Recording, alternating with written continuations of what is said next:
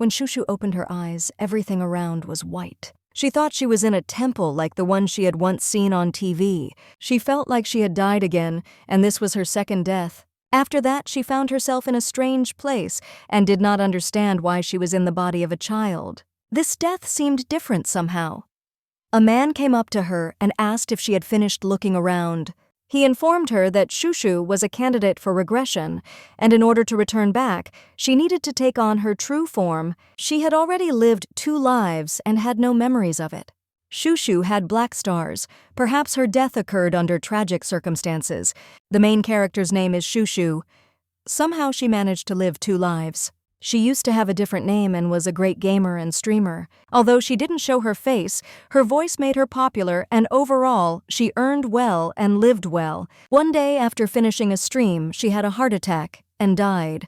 When Shushu thinks about it, she doesn't fully understand how it all happened, and when she opened her eyes again, she found herself in another world, in a country called the Zenta Empire. In her second life, she became the second princess. Her mother died in the war long ago. Her father was often sick, but he took care of her as best he could.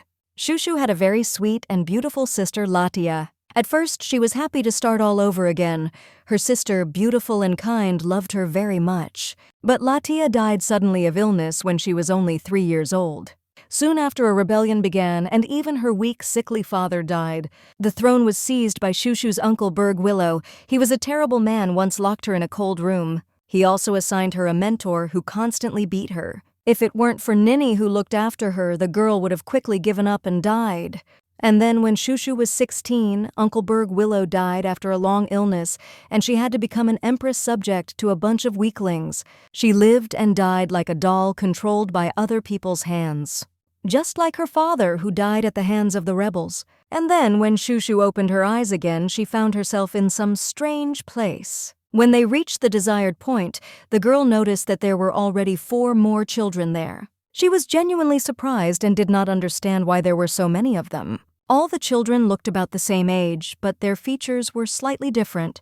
There was a woman sitting in front of them who noticed that everyone was finally there. She said that they were candidates for regression. The woman also explained that everything would be fair and that she would give each of them special gifts, starting with the simplest. The most innocent child will get the best family, the next one worse. The third will suffer the most terrible fate, and the last one will not return at all. Hearing this, Shushu burst into tears, and the woman asked why she was crying. Shushu said through tears that she did not want to live in another family again because it was very difficult. In her second life, she had to suffer because she was born into a terrible family. And then she was sentenced to death. After her words, all the other children began to cry. They said they didn't want to come back, and then the woman thought about it. She said that in her opinion, everything could be resolved quite simply. If no one wants to be born into a bad family, then they can stay here. And only one will return. The woman pointed her finger at Shusha. She offered the girl to sacrifice herself for the sake of the others. Recently, an old man said that the black star is her previous life. Only Shushu had stars here. Everyone else died for the first time, but she had already lived several lives, which meant she could live another one. The words about sacrifice worried Shusha a little, but she agreed. The woman approved of her choice and said it was wonderful to be prepared to sacrifice. She added that she would give the girl another gift. Then bags appeared in front of Shushu, and she became slightly confused. The woman explained that Shushu had to choose 2 of the 3 bags. The girl caught a familiar smell and thought that one of them contained her favorite sugar cookies, so she chose this one. It turned out to be huge, and then she chose another one, a pink bag, because she thought it was very beautiful. When Shushu opened it, a crown appeared on her head. This was the first bag. It gave her a good family. The girl was very surprised, and she will be allowed to open the second gift later. But now the moment has come for her, and Shusha was sent to a new family. The girl was very happy.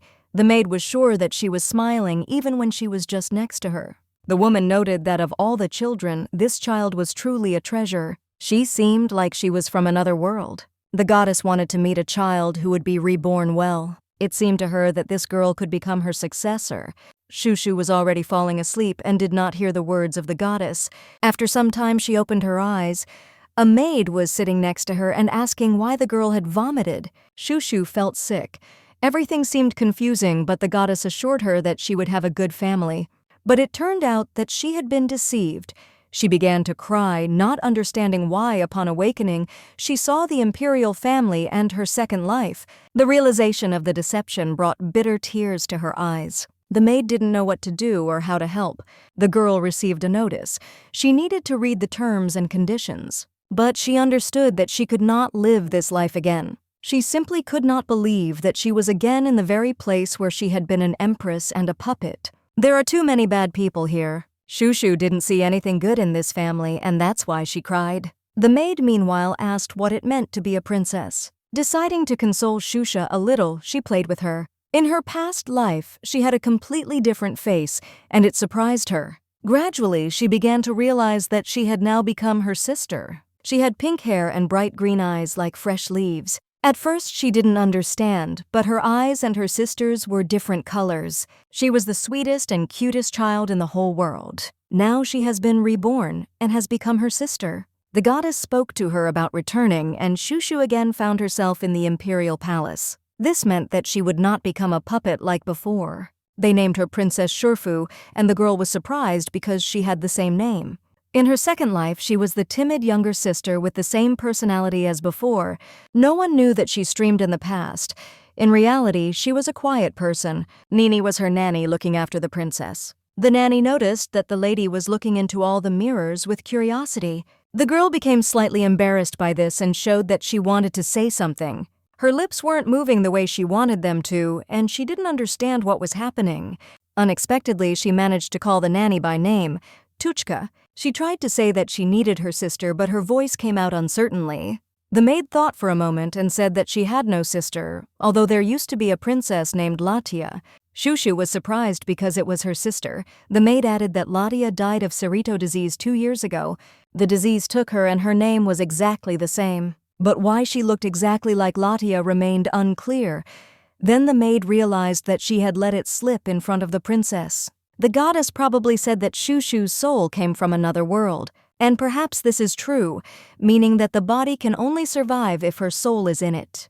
But if she is not there, the body dies forever. This time, Latia became her younger sister, and she died again, so Shushu cried. The maid tried to convince the princess that there was no point in crying about such a thing. She picked up the girl in her arms and offered her some candy. Shushu decided that it was cotton candy and was delighted. All she had to do was start crying, and they immediately gave her something sweet. She smiled and began to eat. She was very pleased that they were taking care of her. It was delicious, very sweet, but suddenly she got scared. After all, she had just been sad. And then she understood. It seems that her mind really did remain childish since she suddenly became so cheerful. The maid did not understand at all how one could be so sweet. Princess Shushu is a real treasure. The main character still can't believe it. The nanny always made her laugh, but the others didn't. Everyone loved only Latia. Even if she is a little weird in this life, she thinks that people won't hate her anyway. She has to be brave. Maybe things have changed. But if your sister has always been like this, then there's no need to try to be like her. Suddenly, the maid called the others and they did not understand what had happened. The nanny told them to look at the girl. When they got closer, they realized that she just wanted to be looked at, straight into the heart. Shushu winked and everyone immediately became delighted. Perhaps she should wink some more, but whether she can live like her sister is still unclear. This time they had a very cute baby girl, so adorable it was mind-blowing. Even the nanny adored her. At that moment, Shushu noticed a strange light near the window similar to a flash. This was a message from the system that user Shushu had fulfilled the conditions. She told her to look at the light, but the maid was surprised and replied that she saw nothing. Then Shushu understood. The light was the same color as the one in the bag from the goddess. The system reported that the chat of the interdimensional streamer Shushu is open. The girl was very happy. The system notified that she now had one common channel and the staff entered the chat. There are 3 participants in the general chat now. All 3 are maids. Shushu did not understand what all this meant, but she was very interested. It was exactly the same chat as during her streams in her first life. She was praised, and the system reported that for this, she would receive plus 30 interest points. There are 3 people in the chat, and in the room, everything is like in her first life, only probably without money. She asked that Shusha not be given any more sweets, but the maid explained that this was not possible because dinner was coming soon. However, Shushu did not agree with this and stated that she wanted more. The girl approached the maid, grabbed her by the hem, and asked very sweetly. From her words and look, the maid immediately understood that she could not refuse her. Then she promised to give only one piece, and Shushu beamed with joy. The system reported that the goddess was impressed with how quickly the girl was adapting. Her streaming skills would improve and she could open a concept in the system. She has a good rating and the streamer should stick to her ideological concept. This is her third life and the goddess has blessed her. Thanks to this, her abilities as an innocent child have been strengthened. Now she must make as many people as possible fall in love with her. Then she finally realized what it meant. She would have to behave more and more like a child. Suddenly, another maid ran into the room and said that an emergency had arisen. A guest came to visit them, but Shushu could not understand who it could be. The maid remarked that if this was the princess's guest, then it was strange because no one knew who he was. Very quickly, the guest himself and his servants entered the room. Shushu did not understand at all why this man came to them. Berg Willow stood in front of her. He had a nice face, cold gaze, flaming red hair, and broad shoulders. He said he didn't understand why he needed to be there at all. Shushu was frightened and could not understand why the greatest military leader of the empire and ruler of the northern lands of Ashusa came here. Her mother is not her mother yet. It is her half-sister, Scarlet Willow. For Shushu, he is an uncle. Even if he didn't die in his second life, he caught the poisonous dragon Katana. If it weren't for this, then so many strange monsters wouldn't have appeared in the lands of Willow, which were ruled by Uncle. Only dukes who have inherited the blood of the dragon can rule these lands. The duke who killed one of the strongest dragons was unable to return alive due to serious wounds. In their past life, they hardly communicated, but the girl still felt sorry for her relative's death. All this began to tire Berg out greatly. Then he said that the princess hears everything, and the master must understand this. But the gentleman replied that he didn't care what happened. His servant also added that His Majesty had ordered the princess to be taken to the temple on the way to suppression. But Berg still didn't understand why he was given this task. The girl heard about the suppression and realized that it must have been about subduing the fire dragon Katana. At that time, the Duke tried to defeat the dragon and received serious injuries which caused him to suffer for a long time. This injury became the cause of death in the next generation of the dragon. If her memory served her right, that was also the Emperor's plan.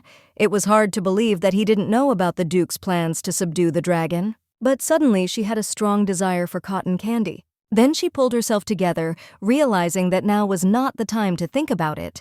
Several messages appeared on the screen in front of her. The Imperial family must receive a blessing at the temple every year. She was sure that the Imperial line descended from the Golden Beast. Will not receive a blessing if at least one family member does not visit the temple, otherwise the whole family would be cursed and unhappy.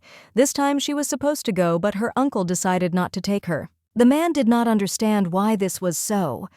Now the Emperor is looking for cracks in the northern lands, which greatly spoils the relationship with their family because the princess is his niece. The girl understood that if this had been the uncle, she knew such words would not have been able to convince him. Then, in her second life, he was the man who never came to her aid.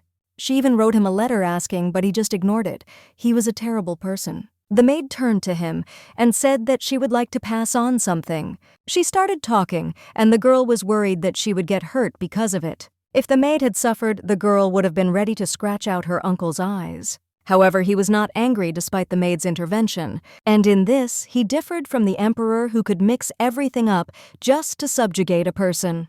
The maid said that since the master was a guest of their princess, so since he has come, she invites him to have dinner with the princess. The man was surprised and said that there was no time for that. His servants noticed that he hadn't even had dinner yet. Then one of the servants approached the master and said that if he returned now, the Emperor would send him here again. It's better to just spend a little time with them and then leave quietly. Hearing this, the gentleman became thoughtful.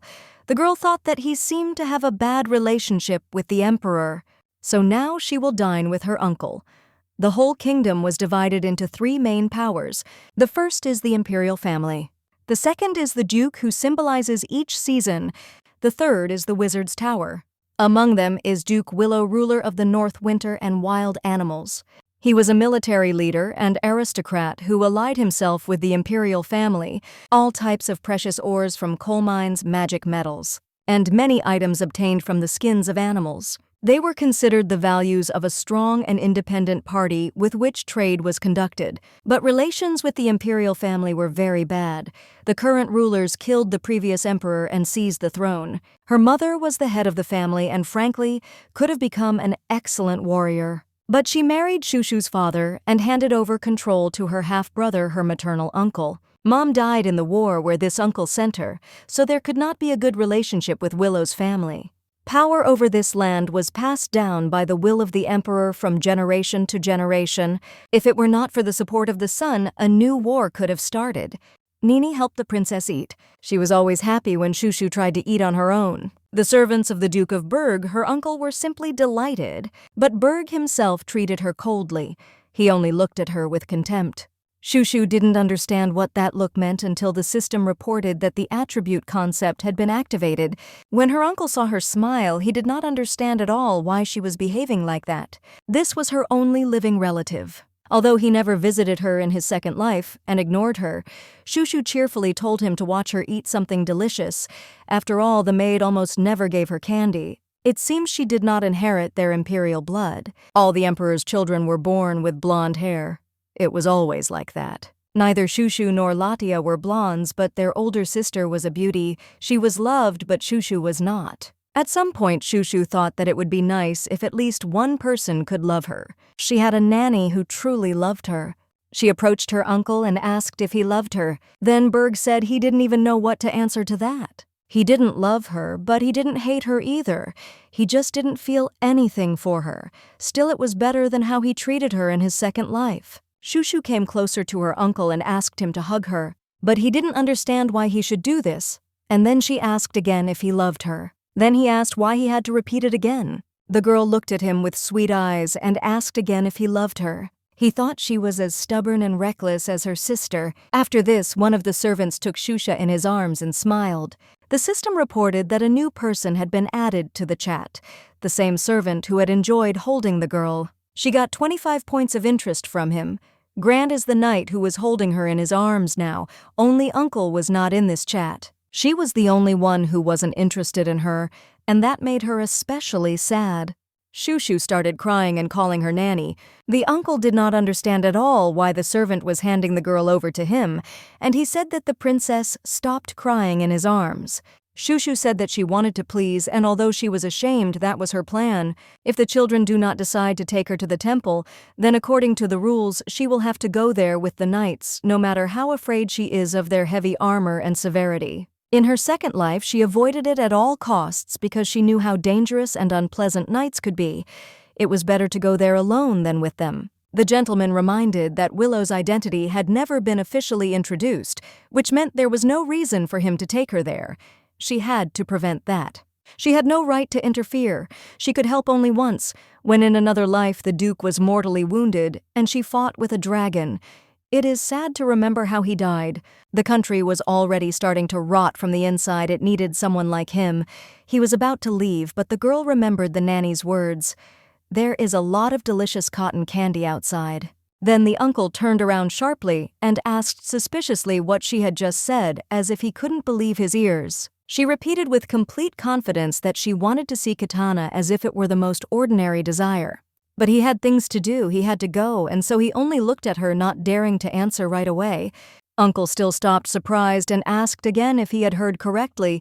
Had he really misheard? The girl smiled cheerfully, finished her candy, and he asked again what Titan she was talking about, as if he hoped that it was just a childish fantasy. No one knew about the dragon's subjugation yet. The news did not reach the ears of either the nobility or the common people.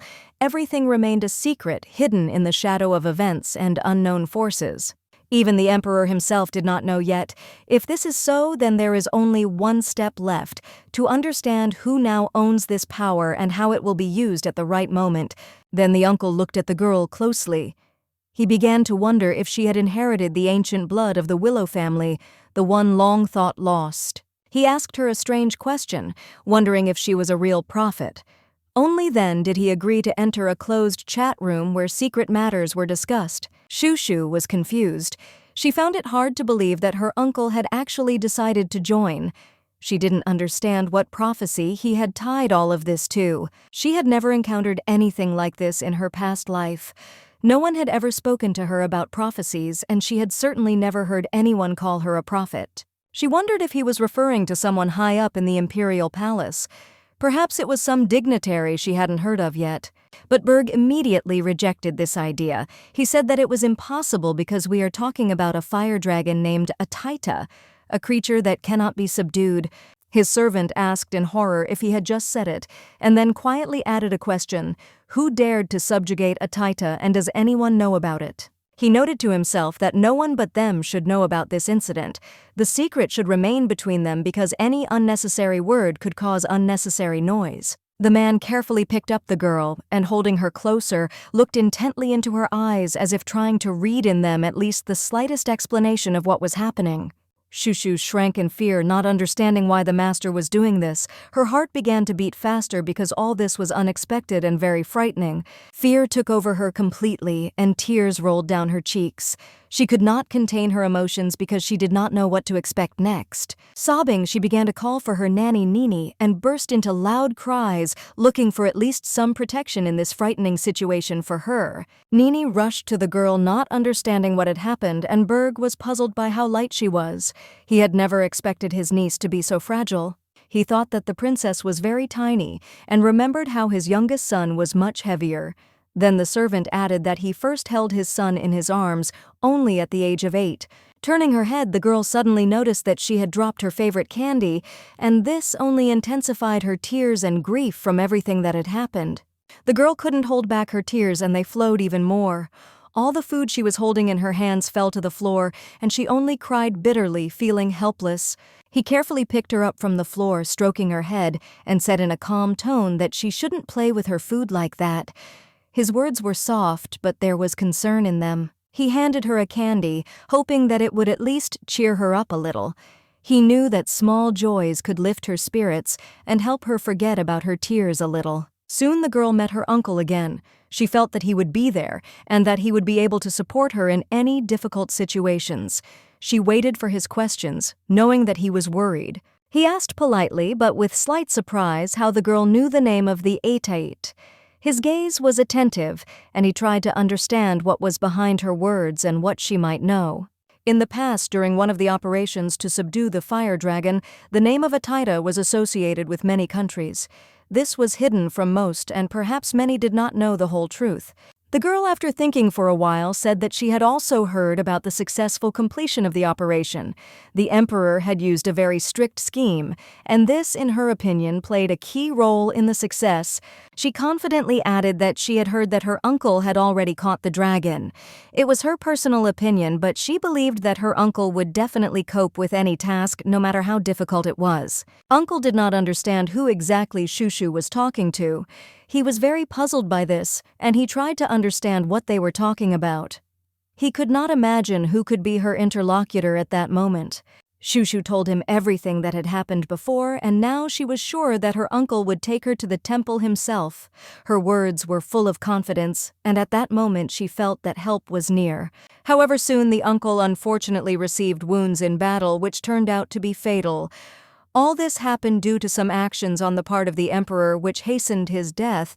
The gentleman, noticing his condition, turned to one of his servants and seemed to be thinking. He expressed interest in the frequency of communication between the princess and the Emperor, asking about their relationship. The servant who was near replied that Mr. Rubes had said that such meetings did not take place more than once a month. This, in his opinion, was true, although it seemed little. Then the servant, after thinking for a moment, asked his master whether he really believed that the Emperor was aware of all the events taking place between them. The question was important and had a hidden meaning. The gentleman answered slowly that the Emperor most likely already knew what was happening, but he was also sure that all of this remained a top secret. The information leaked due to outside interference. Berg expressed interest in the exact reason why the Imperial family began to discuss a Taitu, and was also surprised that the princess was aware of it. Obviously, someone had deliberately decided to discuss this topic right in front of her, leaving traces of the conversations. It couldn't have been an accident. Berg was extremely curious to know who among his close ones could become a traitor and reveal such information. He could not understand who could do it. Berg firmly promised that whoever was involved in this would not be able to live a long life, and his fate would be sad. The servant assured that he would contact the command at the first moment when such an opportunity presented itself. He was ready to act immediately. The 3-year-old princess clearly remembered the emperor's entire conversation without missing a single detail. She carefully followed every word. The emperor said that his servant must make all the preparations as he had to go to the temple with the princess to carry out an important task. He asked the girl's maid and nanny to take charge of organizing and carrying the princess's luggage as everything was ready for departure and all the details needed to be settled. He also specified that a maid would accompany them on the trip to help and provide comfort as the journey promised to be long and difficult for the princess. The girl Shushu was very unhappy with this decision. She could not understand why her uncle was doing this because she could not believe that they had to travel together with a nanny. Then the uncle offered her a lot of sweets, hoping that this would calm her down. Shushu, although surprised, agreed because she liked sweets and the uncle could persuade her to do a lot. Shushu didn't understand where he got so many sweets from and what he wanted to achieve with them. She doubted that such small gifts could change her mind or decision about the trip. But despite her doubts, the uncle apparently believed that this approach with candy would help him persuade the girl, and perhaps he was right in his confidence. Uncle said that now, on the princess's way to the temple, Willow will protect her so that she can feel safe and not worry about possible dangers during the journey. The system displayed the number of people in the chat, which made it possible to monitor the situation and understand who was online and who was not, which was important for the organization. In the chat, Berg noted that the princess was too light for such a journey, and her condition required special attention, including taking care of her writing and other needs during the journey. She couldn't understand what kind of strange person was next to her. It seemed that his behavior was very different from the people she was used to, which immediately attracted her attention. After 5 days of preparation, everyone was ready, armed, and set out. The journey promised to be long, but everyone involved understood that it was necessary. During these 5 days, the girl never saw her uncle. He was very busy, and her days passed in anticipation of the meeting, but time still dragged on slowly. Despite the lack of communication with her uncle, she did not feel lonely. In addition, there was always care and attention nearby, and every day brought something interesting. There were always treats for her, and everyone tried to make her days as comfortable as possible. The attention of the adults did not leave her without care, and she liked it. However, the girl kept saying that she only wanted candy, considering it the most important and necessary thing for herself. This became her little wish in everyday life. Everyone around agreed that she was becoming more beautiful with each passing day. Strangely, no one could pass by without noticing her extraordinary charm. She wondered if there was any way to make her uncle take more interest in her. His indifference surprised her because even his subordinates could not help but notice her beauty. All the compliments she received invariably increased her self-esteem. Every day her self-confidence grew stronger thanks to the attention of others. She thought about it, noticing that this cat was completely different from the one she had once streamed. She tried to figure out how exactly it was different from the other animals she had had before. There were no sponsors. This became a big problem for her. Without them, it was difficult to continue her usual activities, especially when all activities depended on financial support. More importantly, she was able to begin to read thoughts through this cat.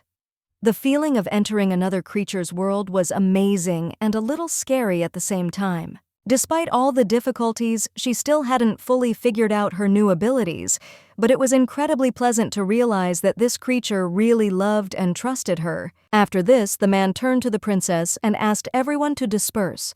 There was confidence and determination in his voice. He knew exactly how to act at this moment. She left the castle, but now perhaps everything became much clearer. Having understood the importance of what had happened, she realized that even more difficult tests and decisions awaited them ahead. The man felt useless, like a piece of shit who didn't deserve to return without the princess. He knew his mission was not accomplished, and now he was determined to make things right. He had been ordered to deliver the princess urgently, and he knew that it could not be delayed. But this conversation was not with her uncle.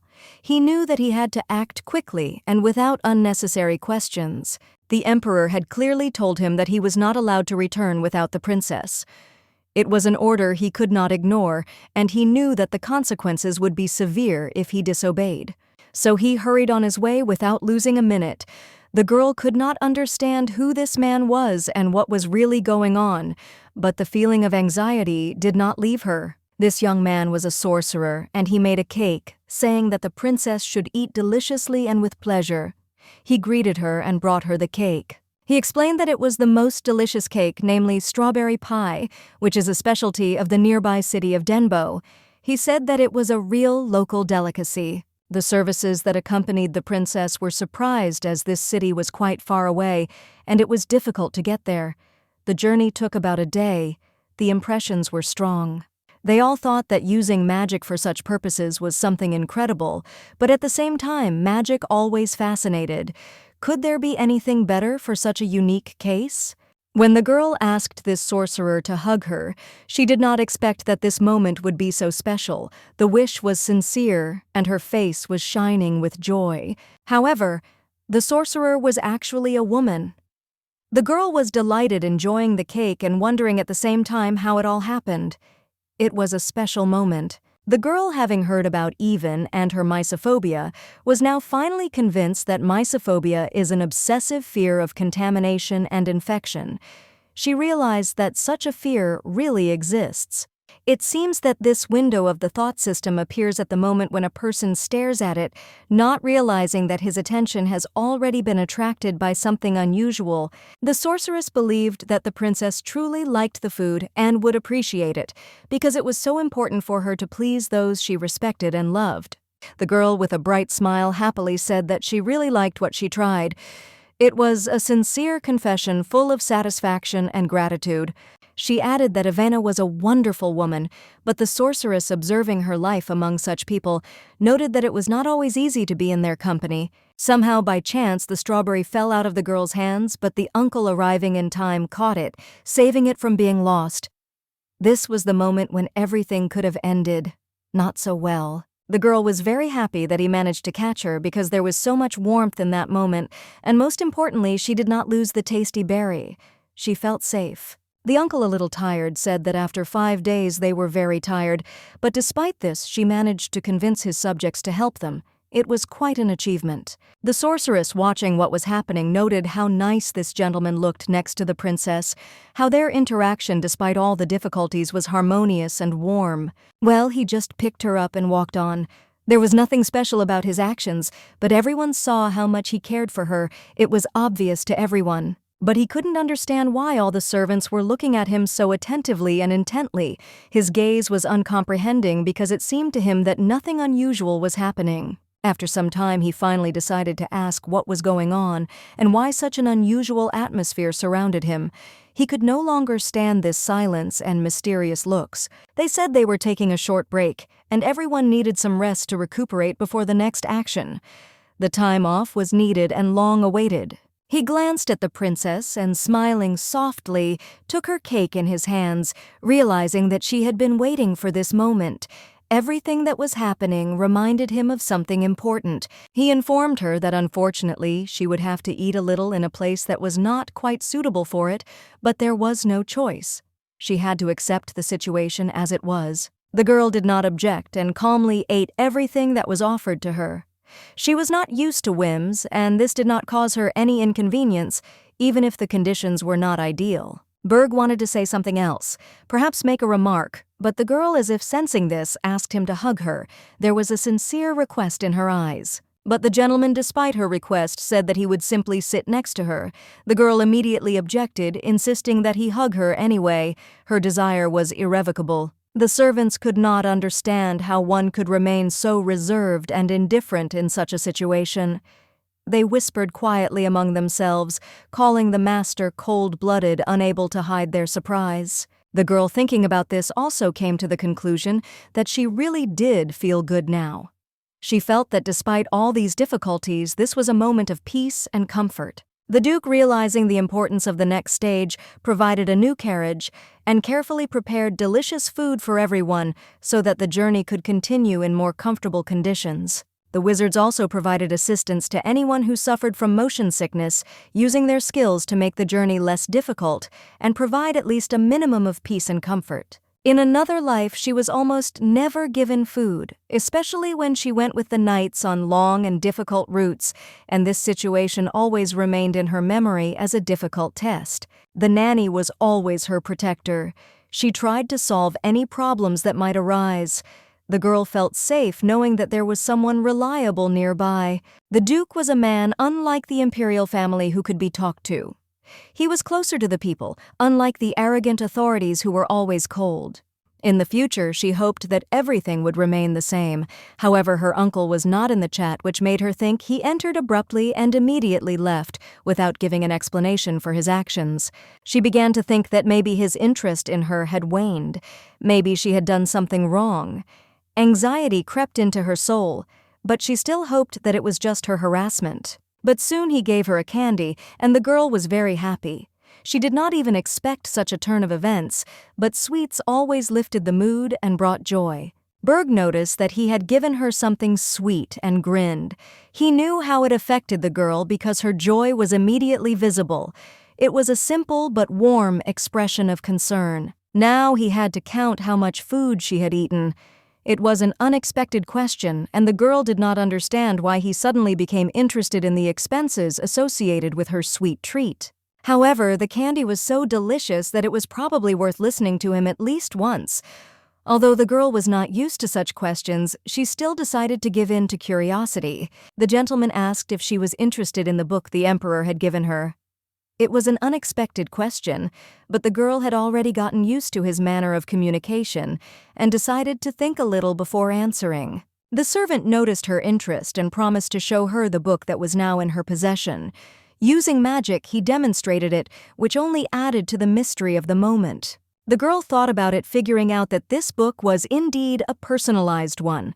She couldn't help but be surprised how it ended up in her hands because she knew that such books were rare and important. The Book of Names is not just a book, but a whole biographical dictionary in which the Imperial family recorded the names of people who were outstanding in their field. This book not only listed their names but also details of their talents. It is a kind of chronicle of great people who played a key role in the development of the kingdom. These talents that helped the Imperial family had a special significance. They themselves would have been unthinkable without the help of the solar protection that came with each generation, making them even stronger. And those who are able to see this talent are a significant part of the historical destiny of this family. It is not just a gift, but an important ability that opens up opportunities for emperors. This story begins with the birth of the first emperor, born under the light of the beast. He was already destined from the very beginning for the great future that awaited him. His birth was significant because he was blessed by Minerva, the goddess of wisdom. She gave him not only talents but also made the child's hair golden as a sign of his chosenness. From that moment on, the likelihood that the children of emperors would be born with outstanding talents and become blondes increased. It became a kind of tradition passed down from generation to generation. The girl was unusually talented despite her plain appearance. She was not a blonde, but her abilities were immediately noticeable. Her eyes, like her father's, spoke for themselves. Her signs of talent were so obvious that even strangers immediately noticed something special in her gaze. The emperor was destined for the great responsibility of filling this book, an obligation he had taken upon himself at the behest of God himself. It was his divine destiny. The girl's uncle, although not without certain talents, could not boast of outstanding abilities. His opportunities were limited, which put him in a difficult position. Uncle, although he remembered a lot, still could not forget about this book. He asked her again and again if she had seen its pages, trying in vain to find a solution. And then the girl suddenly said that she had actually seen the book. This confession left her uncle completely confused. He could not believe his ears. She remembered everything that was written in the book, even the smallest details. Her memory was so clear that she could accurately reproduce everything down to the last word. However many talented people whose names were listed in this book met their death. Their lives ended tragically, and their fates became part of this terrible story. The girl remembered absolutely everything, every word in this book, every note made in it. This knowledge was a heavy burden for her, which she carried with her. Her thoughts were filled with anxiety. She could not understand what to do with this information. She felt confused and did not know how to proceed. Soon, her uncle decided to take her to the estate. He understood that she should be safe, and only there under protection could she find answers to her questions. If she did decide to answer, she would have the opportunity to enjoy the candies she loved so much. This moment seemed important to her, and she was in no hurry. He asked her again if it was true that she had actually seen it, trying to gauge how sure she was of her words. His eyes were full of expectation. The girl easily confirmed his words, but deep down she already understood that it was worth deciding everything right now. She was not going to drag out time when everything was so obvious. She decided that she would force him to make a decision by saying that she had seen not just anything, but something much more mysterious, like the color of the book being darker. This thought did not give her peace. It was like a huge period that put a final point in their conversation. The girl hoped that this would be enough. He asked her again if she had read the book, and she confirmed that she had. She was ready to give him all the answers he wanted to hear, even if it was not entirely convenient. At this time, from behind, he quietly added that many cakes had already been prepared for her to please her. His words sounded like a promise of something pleasant and delicious. He said that if she told him everything she knew, the cakes would be hers.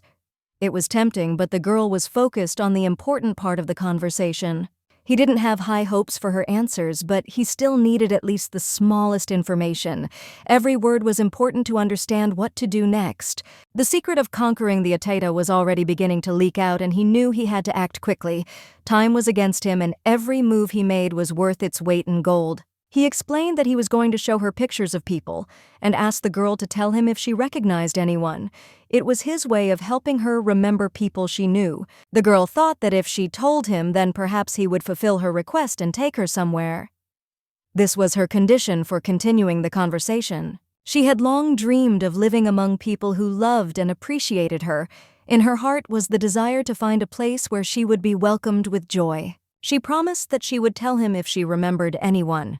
For this, she received praise from him, which made her feel confident and satisfied. He offered her that if she answered him, she would get a piece of cake for each answer.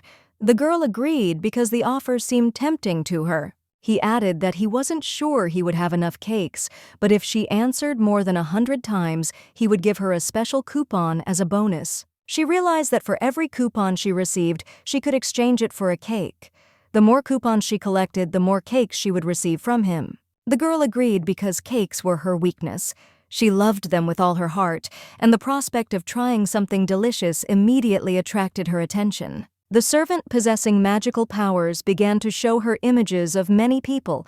He used his powers to show her those she should recognize. Among those who appeared in the magical vision was a man she knew very well. He was one of her subordinates, and his face could not leave her indifferent. This man was connected to her past life. He was the one who hurt her, manipulated her thoughts and feelings, turning her life into a real torture. The princess, after thinking for a moment, said that she recognized him. However, she was tormented by doubts.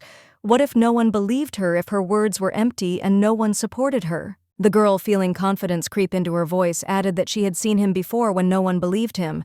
At that time, she always told the truth, but no one listened to her. She knew that if this man thought she was lying, the consequences could be dire. The truth was on her side, and she couldn't just ignore it. He thought for a moment, but still agreed.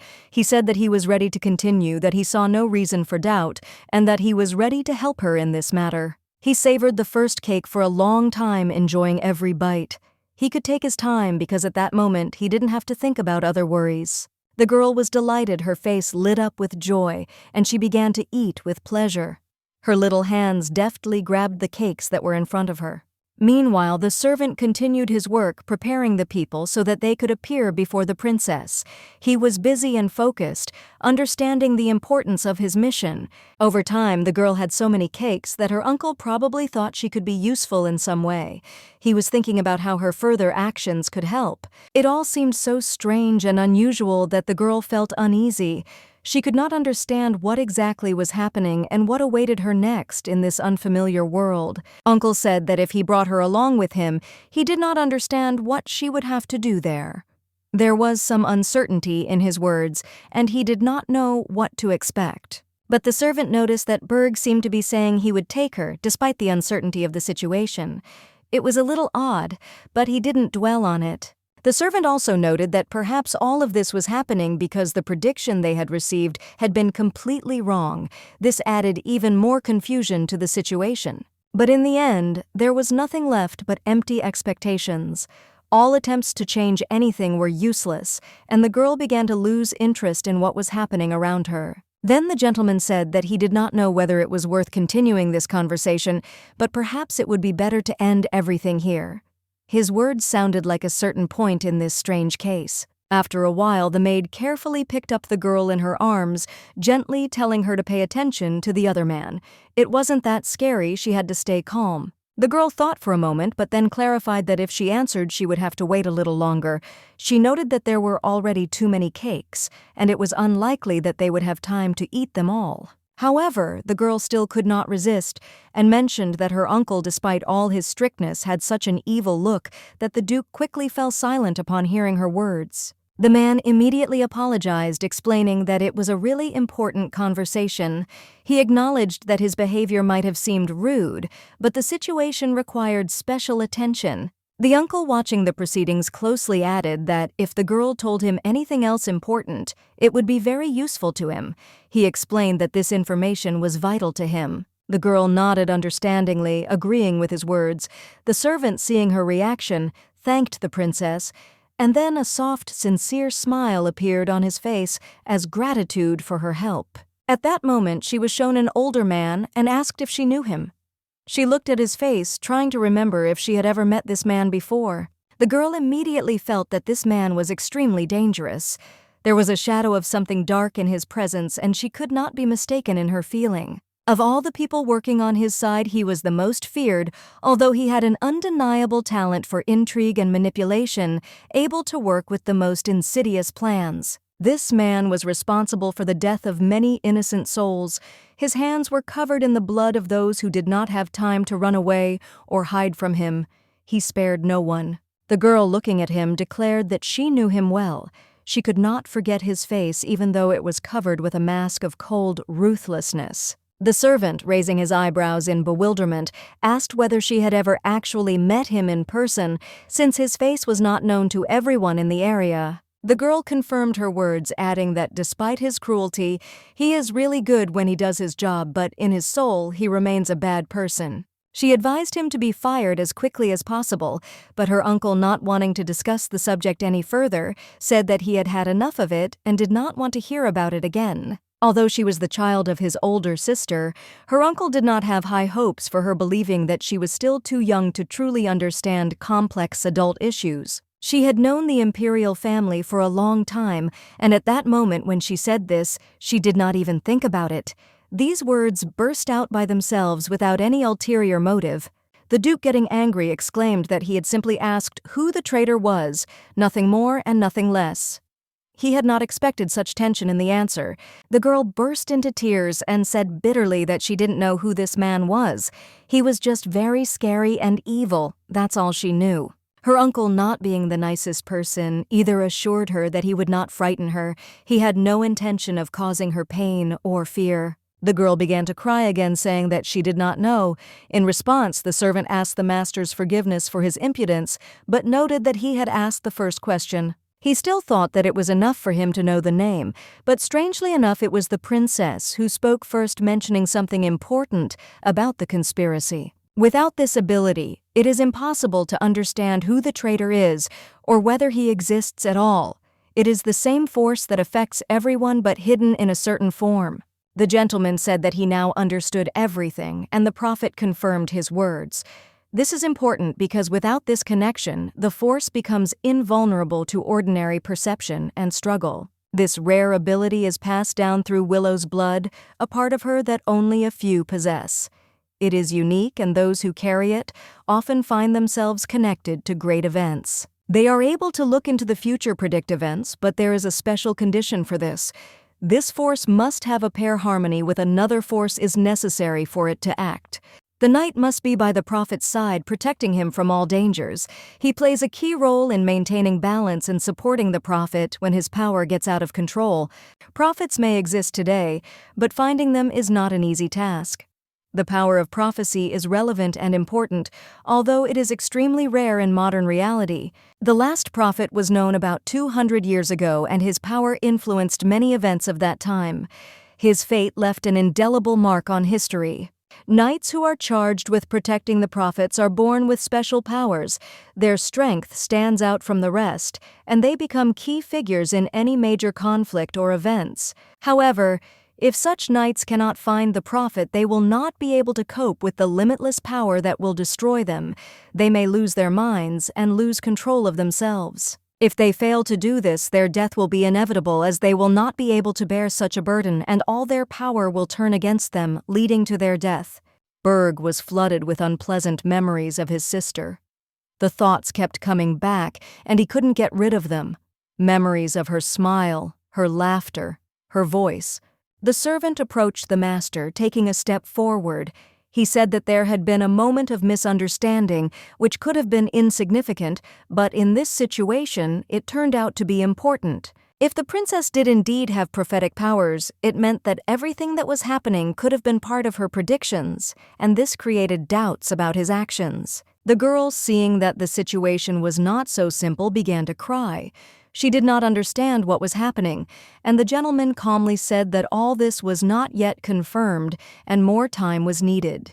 He also noted that there were still a few things he was unsure about, and he couldn't draw any conclusions until he got more information about what was going on. The girl was in complete shock, not knowing how to react to what was happening.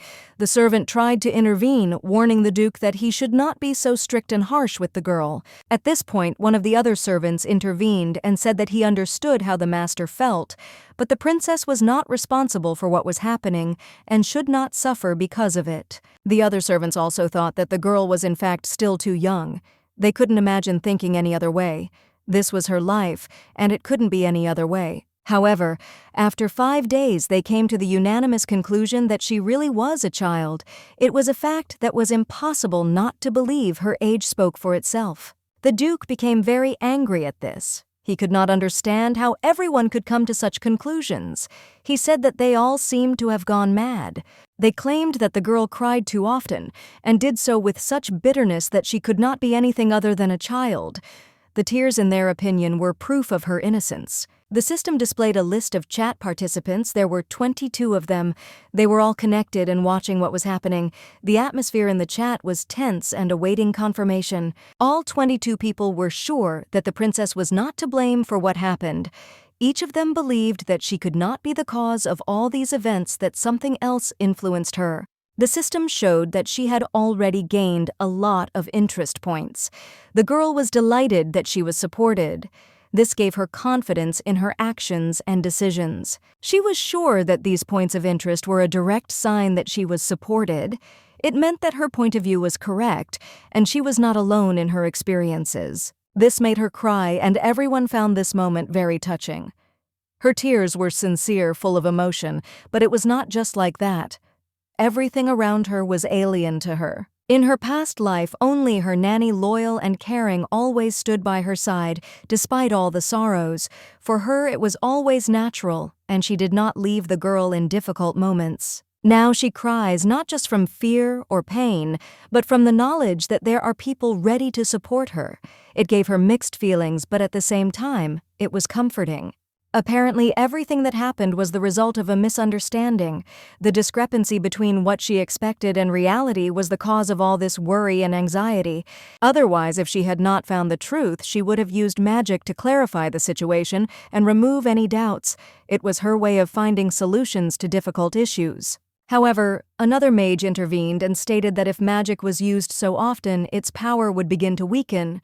This would undermine the very essence of magic and make it useless in such cases. She responded to this, raising her voice, that she did not consider it a problem. If she had to lose consciousness to achieve her goal, then so be it, and he would carry her anyway. The girl in turn believed that all the events that were happening were unfair.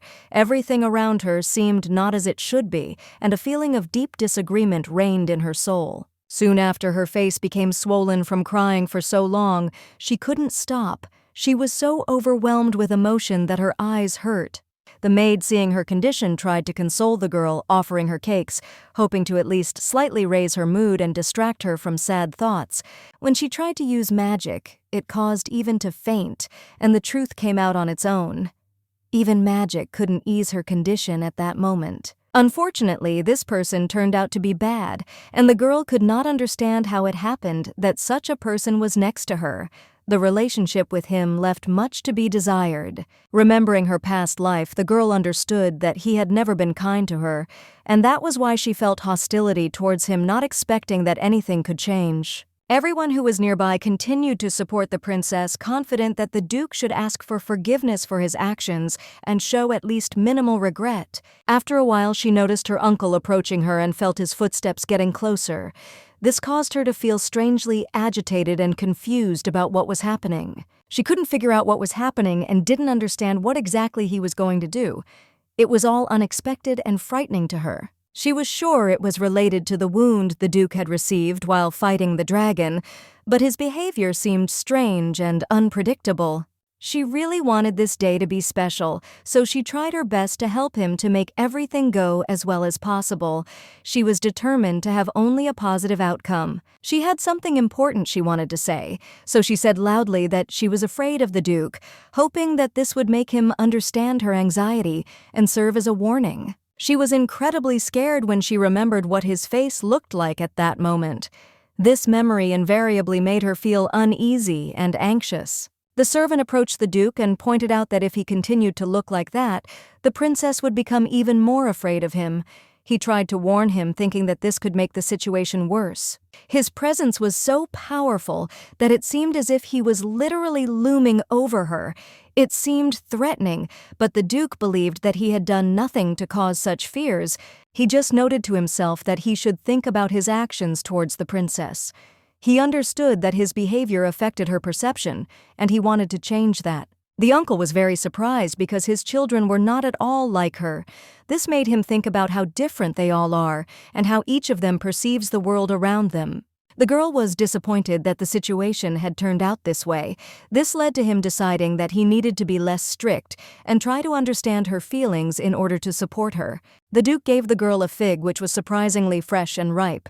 He thought that she would definitely appreciate such a gift because this fruit was very rare. The servant noted that this fig was the best of all that were available. The Duke even decided that this variety should be saved for the girl as it was perfectly tasty. The gentleman gave orders to bring only the best and most popular treats from the city.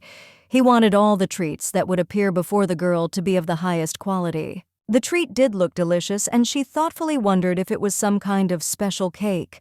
However, her attention was completely taken by this sweet treat. The girl finally agreed to try it, asking for the treat to be passed to her. She was intrigued by what could actually be in this delicious treat. She thought it might be cake, but once she tasted it, she realized it wasn't quite what she expected. The taste was unusual and somehow familiar. It turned out to be a date. In her past life, the girl loved such sweets, and despite her current life, she still felt nostalgic for this taste. She couldn't help herself. The taste was so delicious that she couldn't stop eating it. It was something incredibly delicious. The uncle was quite surprised that the children liked such things so much. He thought that perhaps he should stock up on this treat and take it with him on his wagon to treat them again. The gentleman said that this would be a symbol of his apology to her. He admitted that he had done wrong and was ready to correct his mistakes by offering her such a gesture. The girl was very happy with this offer and happily asked him to promise that she would get a lot of this delicious food that she liked so much. The servant noticed how the girl, delighted by the conversation, bit her finger, doing it so cutely that even she herself was surprised by her reaction. The gentleman in turn noted that this was probably one of the easiest promises he had ever had to make in his entire life. After his words, the girl smiled and then asked her uncle to hug her. He was a little surprised by such a request, but still decided that he would not refuse her. He said that she was very funny and that she would probably continue to make him laugh. However, he promised to fulfill her request. All this was happening because of his kindness to her. He knew that she would be the one who could prevent his death if something went wrong. After he picked her up, her presence showed up in the system again. He returned to the chat, becoming one of the participants as before. Everything happened very quickly. In the chat, the girl saw Berg suggest renting a bakery in the next city. Thinking it was a good idea, he was apparently determined. The girl immediately remembered his words. The girl couldn't believe that he was keeping his promises. She had hoped for so long that they would make peace, and now he had succeeded in achieving it. She felt warm inside. She decided to take a closer look at him because he often fed her, showing his care. Now his behavior seemed quite kind and sincere. She could trust him. It took them 15 days to get to the temple. At that point, they had already walked 8 days, and there were still many more days ahead. Everything was going according to plan, despite the difficulties. And she was not bored, despite the long days of travel. He took care of her, and she was surrounded by an atmosphere of calm that allowed her not to worry about difficulties. One of her companions would constantly bring her new toys that would miraculously appear in their camp. There were so many of them that she would even get lost in their diversity. They often quarrel with each other because everyone tries to find something better for themselves, even if it is a toy, which creates constant competition between them. After this, the sorceress approached the girl and asked her in a soft tone to move away from her, without explaining the reason for her request, but her gaze was full of hidden meaning. It became unclear why he was making such dangerous objects for the princess, although she, on the contrary, was tied to this tree, which it would seem did not pose a threat. They asked the sorceress to stop her aggressive actions, as her behavior resembled that of an evil cat, ready to jump on anyone who dared to disturb her. The princess spent a lot of time with these people, and over time she learned their names, remembering each one, even if some of them were not so close to her. Everyone surrounded her with care and attention, so each of them tried to please her, and each gave her many gifts which she sincerely appreciated. One of the servants said that he had prepared a rattle for her, but his face was clouded with disappointment, as if the gift had not lived up to his expectations and efforts. However, the girl said that she liked the rattle very much, and this touched the servant so much that his heart was filled with gratitude and joy from her words. In her second life, the girl never even saw rattles or other toys. Her childhood was deprived of these joys, but she never complained, knowing that this was her fate. If there were rattles in the house, they always went to the older sister. The girl could only dream that someday she would be lucky enough to hold them at least once. The girl decided that she would give him her smile. With a slight movement, she winked at him as if in response to his glance, and even said a few words. All attention was on her face. He was sure that the girl was a real miracle. He said that she was an angel, his princess, and he was delighted by her sweet appearance and the carefree naivety that shone in her eyes. He thought about the future and decided that he would definitely get married, and for that he would need a child who would look like a cute rabbit like this girl. His dreams were simple. He continued to drink the tree, which looked quite strange. Many people were puzzled by this, but he did not pay attention to it, continuing to do what seemed right to him. Despite the many people around her, all these services continued to bring the girl many different things, but at some point a sorceress approached her and asked everyone to be silent. The girl had magic, and she was not alone. There were 15 people in her chat now, each of whom somehow influenced her life, leaving their mark on her path. Even if the princess suddenly turns into a mosquito, he will still be ready to suffer and give his blood for her, because for him there is no barrier in the desire to help her. The girl doesn't particularly want to imagine such strange and unpleasant situations because they only cause her confusion and bewilderment, but deep down she still thinks about it. She had read in books that some people were so attached to their princesses that they refused to go to duty if they knew she would not be there. If their first relationship had not ended so quickly, perhaps they would have had such wonderful children as those who represent princesses full of love and tenderness. If only the princess could visit their house, his younger brother would be incredibly happy, because he has long dreamed of seeing her in his house and spending time with her. Ivina once told in the chat that today she had to fight the male wizard and jokingly said that she wanted to send her heart to the princess herself. However, they didn't have a box big enough for such an important message, and she can't understand how this happened because she was absolutely sure that she had prepared everything. The girl had heard that the princess was famous for her kindness, but in reality it was not so. Everything was completely different, and her behavior left everyone perplexed. The princess easily won the attention of those around her. The hearts she generously gave away again attracted the attention of the servants, and now she received more and more interest and attention. Ivina was the most active of all. Sometimes she was even a little scared because her actions were always accompanied by some kind of unpredictability and energy. It was time for training. Everyone was waiting for this moment when they could concentrate and get down to business, because there was less and less time to prepare. The knights were already leaving, finishing their daily tasks, and they returned again to continue training with the princess. They all focused on their tasks without distractions. Every day they would disappear to train or attend meetings. This became their normal routine, and everyone was busy with important matters with no time to rest. The squad was going to conquer the dragon Ataitu, and so they did not miss a single training session. Every session was important to achieve their goal, and no one could afford to relax. It was a moment when the girl could finally spend time in the company of her nanny. Both felt calm at that moment, especially without extra people around when they could be alone. It all felt more like a discussion where everyone was expressing their opinions than a real chat. She was still trying to figure out what was going on, but it was hard to understand what was going on. Maybe she was wrong. She doubted that she could actually have such a conversation.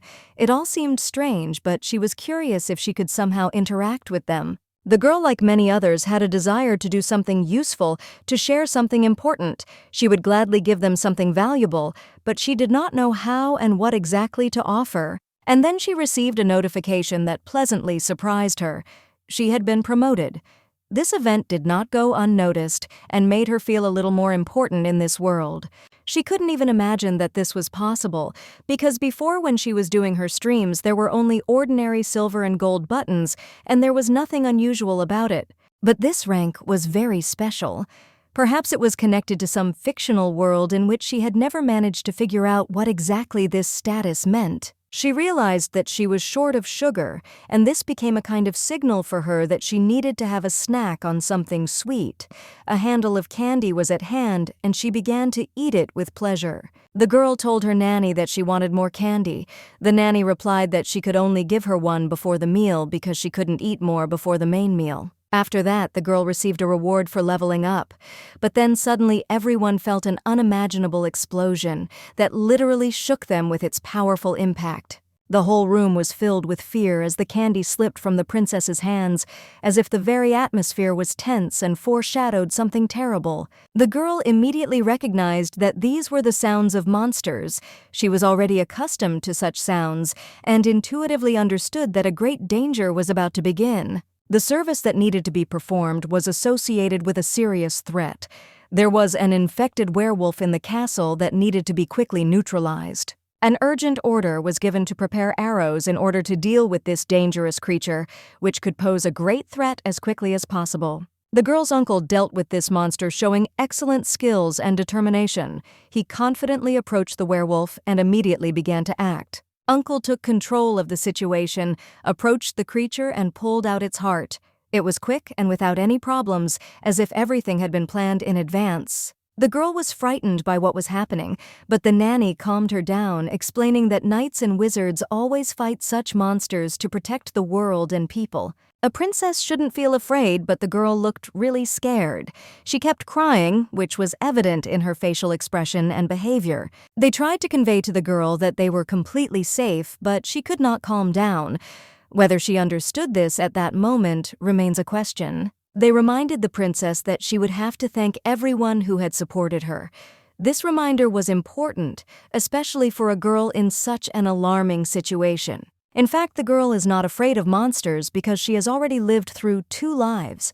People sometimes turn out to be much scarier than the creatures she could meet. She didn't feel used, like she was just a puppet in someone else's hands. This gave her some relief and self-confidence that she would not be harmed. Those evil men had taken more than just years from her.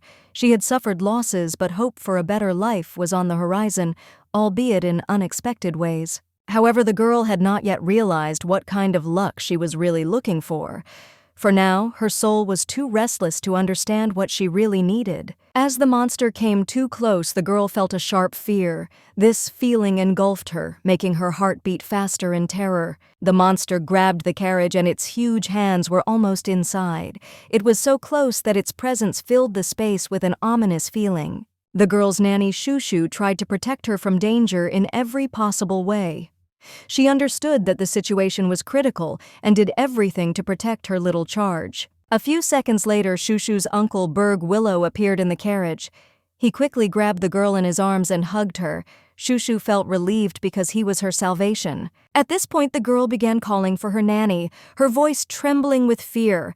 She was looking for comfort and reassurance, but most of all, she wanted it all to go away. Fear gripped her little heart, and she asked the nanny if she would be all right. The nanny reassured the girl, saying that she was safe and had nothing to be afraid of. The uncle closed the girl's eyes, trying to hide from her the horror that was happening around them. He did not want her to see the violence that they were forced to endure at that moment. Shushu tried to understand what was happening and said that she could not see anything. She decided that it was better not to look so as not to see something that she might not survive. The girl was clearly upset, but her uncle said it didn't matter. He explained that if it had been his subordinate, he would have dealt with the enemy without hesitation. Shushu tried to believe his words, thinking that he was just trying to calm her down. Her uncle warned her not to open her eyes because there were many wolf carcasses around. The girl, turning to her uncle, said that she was very scared. He just remained silent, unable to console her with words, absorbed in his thoughts and worries about what was happening. A little while later, the uncle finally broke the silence, declaring that all the werewolves were dead, but the girl continued to claim that she still felt great fear and could not calm down. In response, the uncle said that there was no need to worry, he was next to her and would definitely protect her. This calmed the girl down a little, but the fear remained and she continued to be nervous, trying to cope with anxiety. The system refreshed again, and the list of people who had entered the chat appeared on the screen again. There was the Duke, whose presence was increasingly alarming to the girl, despite the ordinariness of his appearance. The aunt, talking with her uncle, mentioned that the girl was too cowardly, to which the girl thought that it was difficult not to be afraid in such a situation when the unknown and danger surrounded on all sides. Later, the girl also received a message from the Duke, who wrote that she was very different from her son, and this statement made her wonder what exactly it was about her that stood out so much. After some time, a notification came that she had received 2 points of interest from her uncle. This was unexpected, and the girl did not quite understand what exactly she had done to deserve such a rating. The girl asked her uncle to let her go so she could be alone for a while, but her uncle reminded her with a slight remark that he had already heard from her how afraid she was, and therefore he could not just let her go. The girl began to rush about, convincing him that he was angry because of her. She tried to explain that we were talking about events that happened 3 days ago, and she was not to blame for what happened. He warned her not to look back because the carcass was still there, and the cloud was hanging over the battlefield. This meant that she still couldn't relax. At that moment, they were drawn into a fight with 5 werewolves. The fight was brutal and the forces were unequal, but the girl fought bravely despite her age and fragility. The servant, watching what was happening, noted that if he meant Her Majesty, then the Empress was only 7 years old at the time of the fight with the werewolves when she caught one. The gentleman added that at the age of 5, she caught 2 more, which was even more amazing. By this, he wanted to emphasize her outstanding abilities and strength from a very early age. The Empress was her mother, and legend had it that the first of the Willow family in his youth had killed a dragon. It was known that the blood of this family was mixed with the blood of a dragon. It was because of this ancient legend that it was often discussed that it was impossible to become a great general or prosecutor unless you carried the power of a dragon within you. This is what made their lineage so unique. The girl's uncle tried to explain to her that Willow's blood flows in her veins and that her abilities are not accidental. He wanted her to understand the importance of her heritage and the power in her soul. She was able to see his thoughts since he could not hide them. After a while, the gentleman came up and reported that all traces had been removed from the field and it was possible to move on. The uncle let the girl go, and the nanny immediately rushed to her, ready to hug and calm her down. The girl was still a little excited, but she knew that there were always caring people nearby. The nanny thought that the princess was incredibly scared, and now, fortunately, everything was over. The girl was glad that everything was over and had already begun to calm down, realizing that everything was fine. Today, she was going to enjoy the sweet treat that had been prepared for her, because the old lady always made sure that the princess had everything she needed to be in a good mood. The girl could not contain her delight when a whole mountain of sweets appeared in front of her. It was real magic for the little princess, and she happily began to distribute them to those around her. If this werewolf was infected, then it was essentially just a minor monster, not a serious threat. It was insignificant enough for those who were ready to fight something more dangerous. For the people who decided to conquer the dragon, it seemed insignificant. However, the princess, although she felt difficulties, understood perfectly well that every step in such a matter has its price and responsibility. One of the servants noticed that the princess looked at him strangely. He did not know what she wanted to say, but he was sure that her look carried some deep meaning that could not pass by. Approaching the servant, the girl told him that they had all worked well and that the nanny had given them some sweets. She felt confident and proud that she could thank those who had helped her in such an important matter. She gave one of the candies to the knight, who was touched by her attention. It was a small but important act of kindness that proved very meaningful to everyone around her. The princess brought more candies for the other knights. Everyone was amazed by her generosity and attention. Everyone was happy with such a gesture because the candies became a small but sincere gift for them. For the knights and servants, these sweets became a real treat that they would remember for a long time. Never before had they felt that their work was so generously rewarded. The girl approached Even and, smiling, said that she would give him the most beautiful and delicious candy. It was her little magic. She felt that she deserved this gratitude. The princess explained that she used special magic to make the spell truly powerful. This added to the mystery of her actions, making everything that happened even more surprising to those around her. Then the sorceress said that the whole country should be proud of its princess. It was a great recognition that raised the spirits of everyone around because everyone saw how she spread goodness and magic. The chat could indeed contain the same words that the person had used before. This seemed strange, but at the same time logical, since the princess and her entourage often repeated the same phrases. She approached her uncle, gave him the candy, and thanked him for saving her.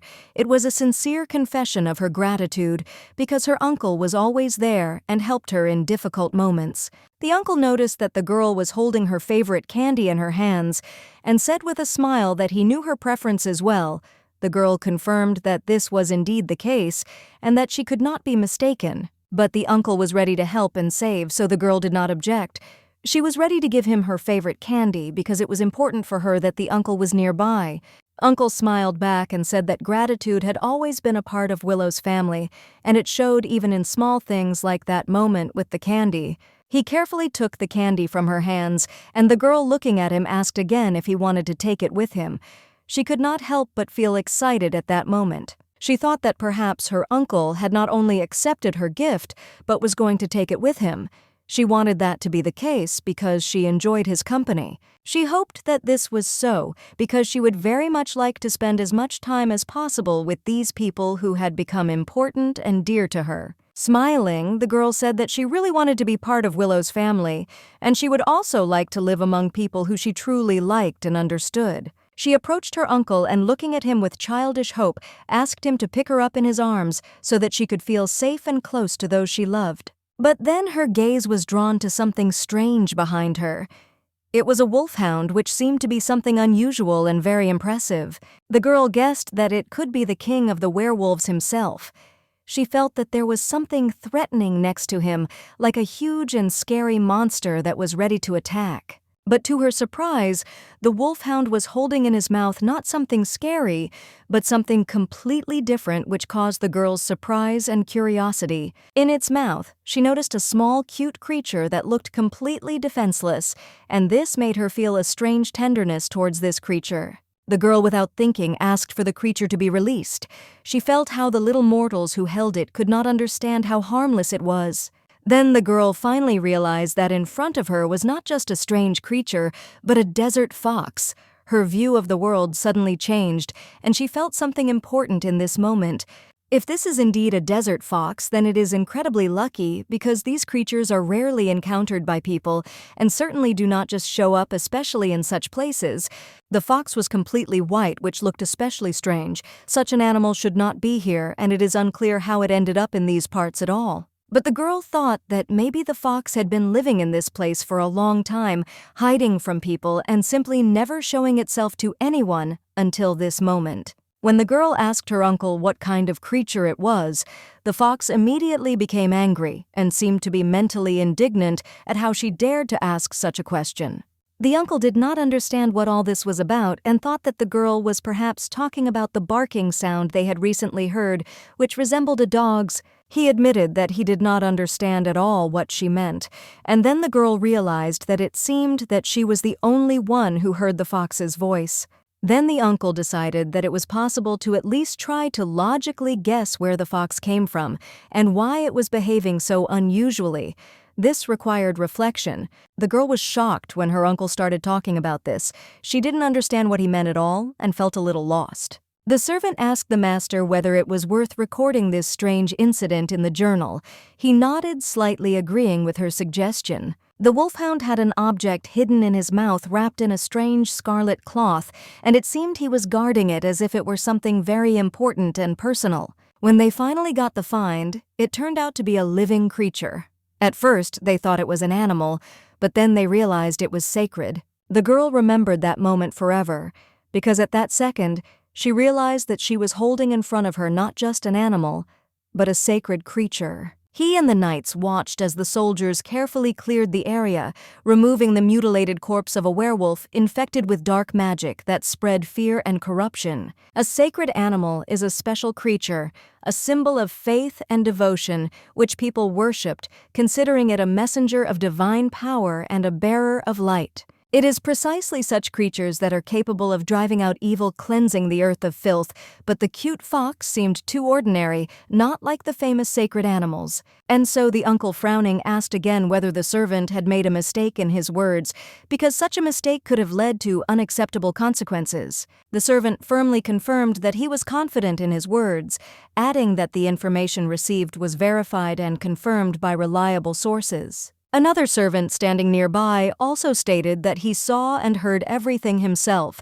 and in his opinion what was said was completely true. Despite this, everything that was happening seemed a little strange too, unexpected, as if something important remained hidden from everyone. At the scene of the events, an object was found that had long been considered to have disappeared somewhere within the empire, as if it had simply vanished without a trace. There were rumors that sacred animals do not live just anywhere, they only appear where the land is clean and filled with blessings. Even the girl knew about it because it was the fox who screamed for people to show concern, as if she understood her importance and significance. One of the servants, slightly confused, turned to the master with the question, should she not report what she had seen to the Imperial family as soon as possible?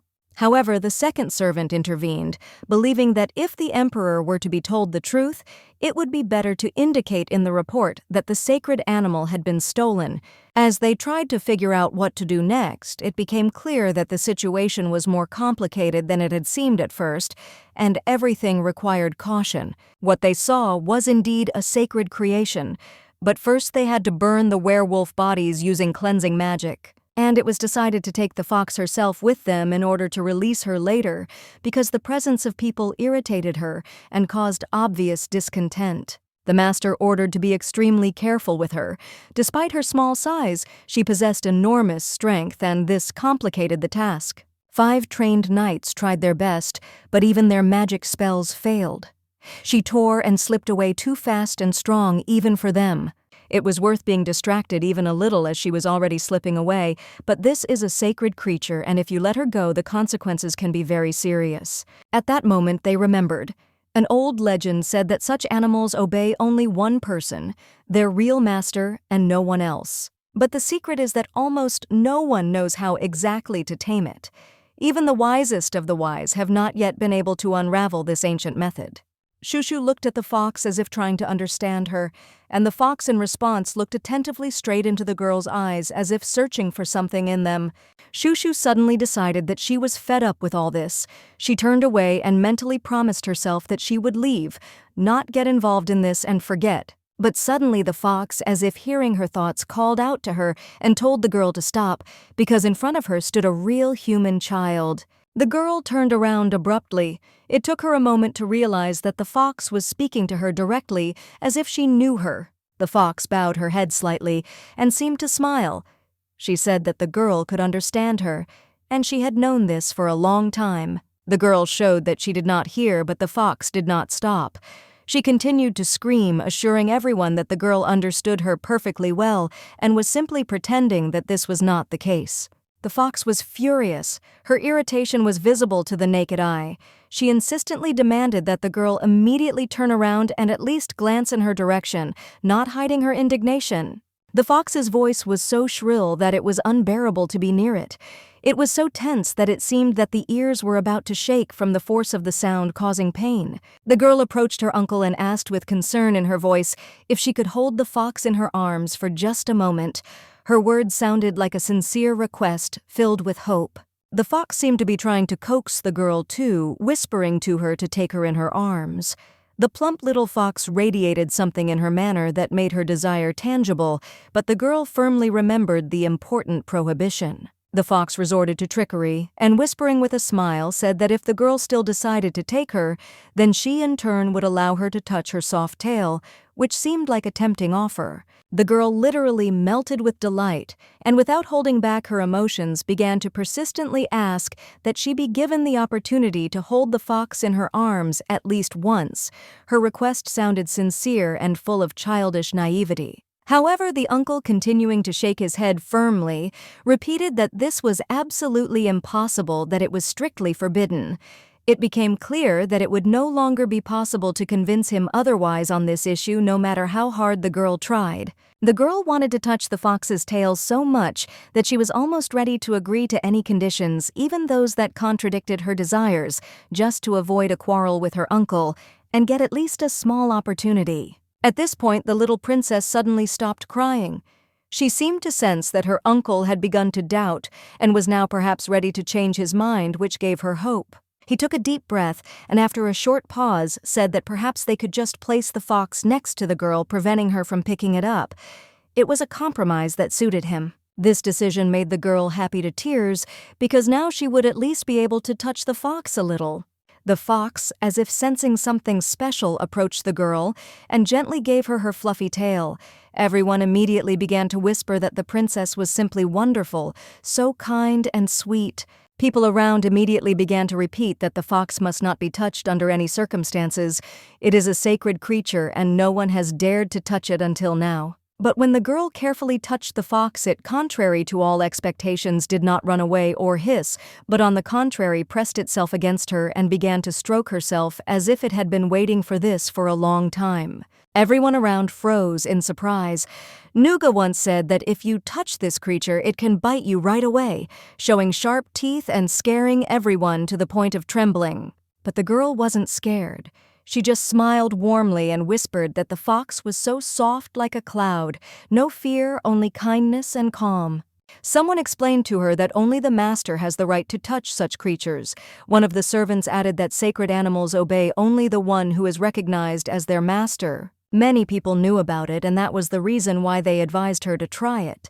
Everyone wanted to make sure that she was really special, since the fox did not show any anger towards her. When another person tried to repeat this and touch the fox, it suddenly recoiled and growled, suddenly turning into a wild and aggressive creature. The fox, without hesitation, jumped straight into the princess's arms, as if she intuitively knew that this was where she would be completely safe.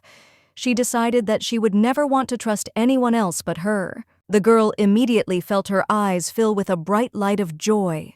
She realized that from the very beginning, she had sensed something great, almost divine in the fox, and she was not mistaken in her premonition.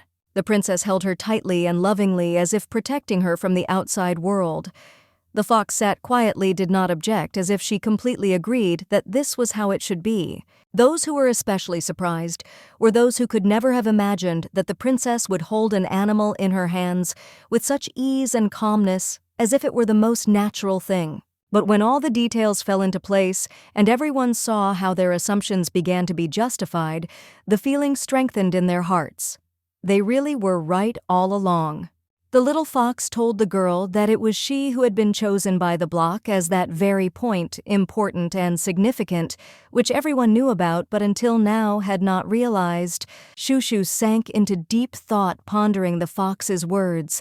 This was no accident, not just a whim of fate, but a carefully considered choice that had been made from somewhere above, intended only for her. Perhaps it all happened exactly when she returned, when everything around her suddenly fell into place, and many things became much clearer than ever before. With these thoughts, the girl smiled gently, running her hand over the fox's soft fur, as if thanking her for her trust, and for the important words that she managed to say at that moment. At that moment, a familiar bag appeared in front of the girl. It was the same object that had been mentioned earlier, and which she was supposed to open only after some time, as was said. The system reported that Shushu had managed to obtain God's gift. This happened because the girl had managed to establish a connection with the animal and also had collected the required number of interest points as indicated. Then she realized something important. Perhaps this little fox could hear her thoughts. He responded to them with amazing precision, as if he understood exactly what she was feeling. The fox, confirming this, made it clear that this was indeed the case. Although she did not speak words, her actions clearly showed that she heard the girl and did so with full awareness. Moreover, the little animal explained that he was not just an ordinary fox. In fact, he was a messenger of the god Rickshaw, who had come on an important mission to carry out the task that had been entrusted to him. He acted as an observer, watching every action of the people.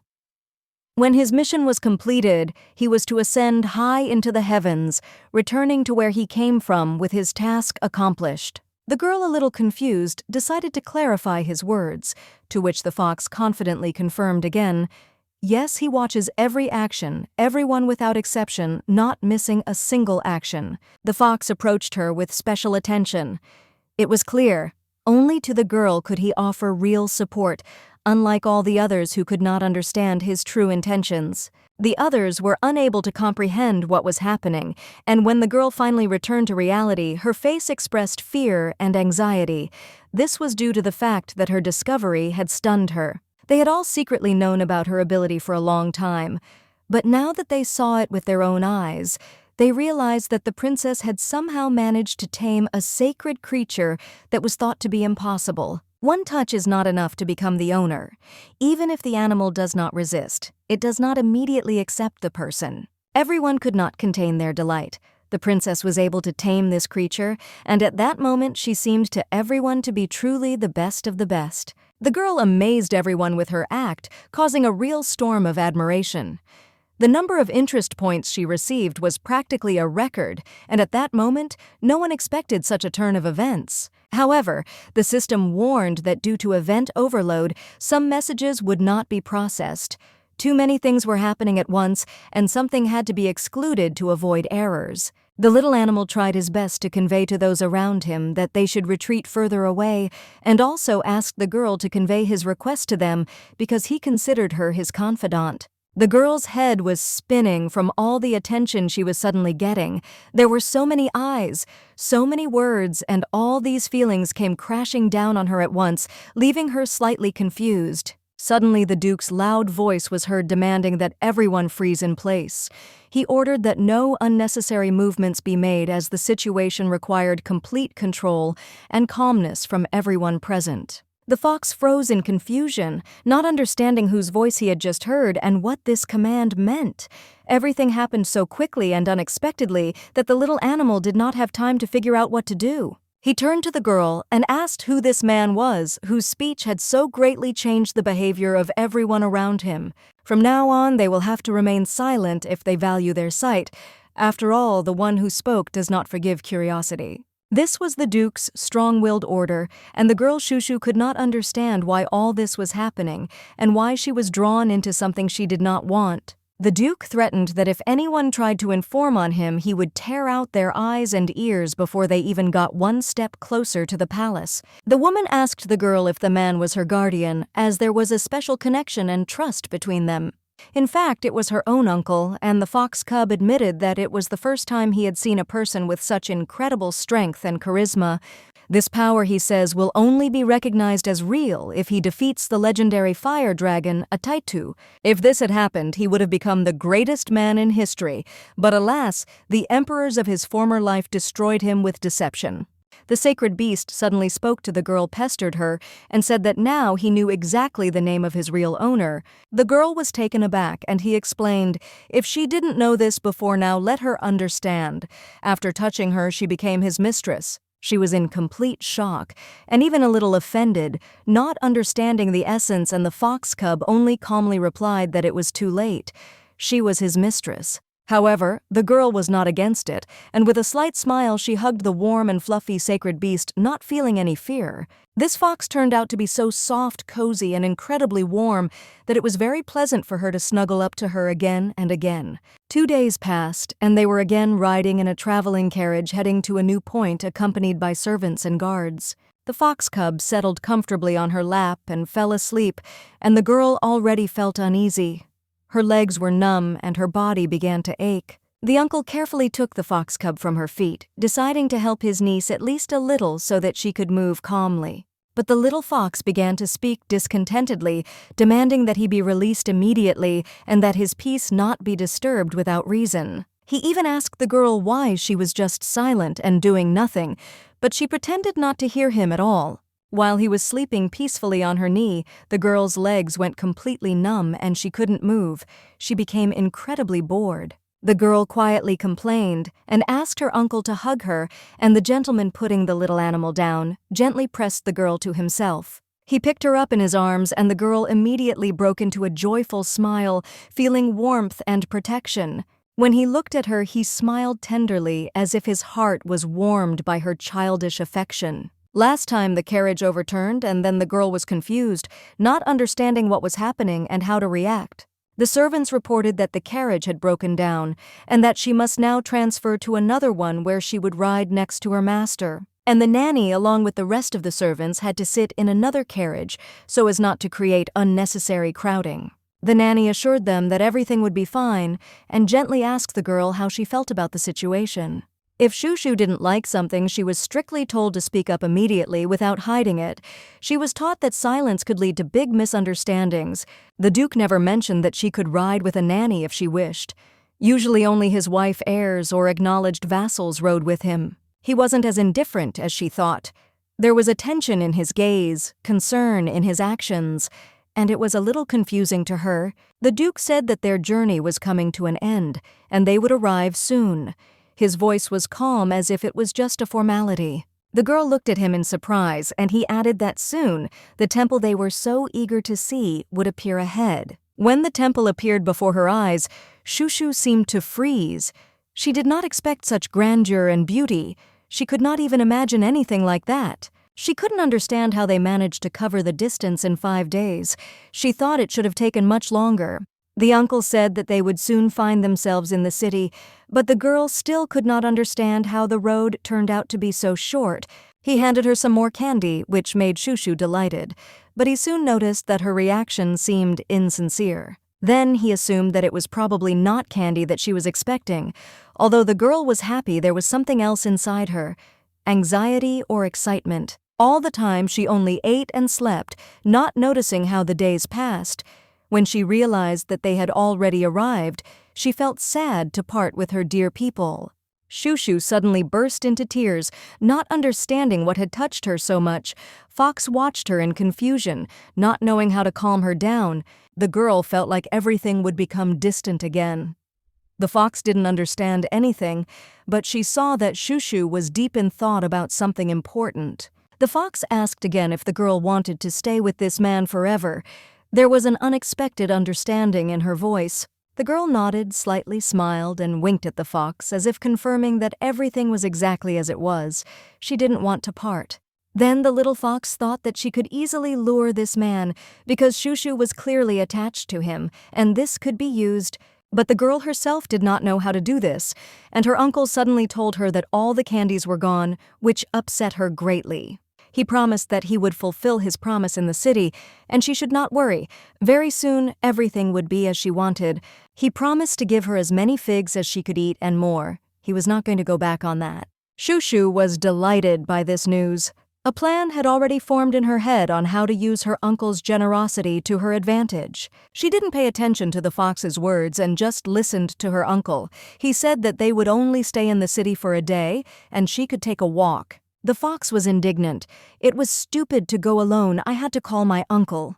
Hearing this, Shushu nevertheless obeyed and called my uncle with her. He asked again in surprise if she was joking and if she really wanted to go for a walk with him since he had a lot of things to do. She nodded confidently, looking up at him with new eyes that held a determination not typical of little girls. Then the uncle replied that he was very busy, but the girl reminded him of his promise, and her voice sounded confident that he would not refuse. He was at a loss. The promise had nothing to do with the walk, but there was no point in arguing with the girl now. She clearly wouldn't give in. He sighed and agreed. He said that if it was for a short time, he would go. Shushu smiled triumphantly, having achieved her goal. The fox showed her a sign of approval with her paw. The girl was even happier. It seemed to her that everything was going just as it should. But the uncle suddenly remarked that this might be their last meeting. His voice sounded quiet, but with a special sadness. The girl suddenly became sad.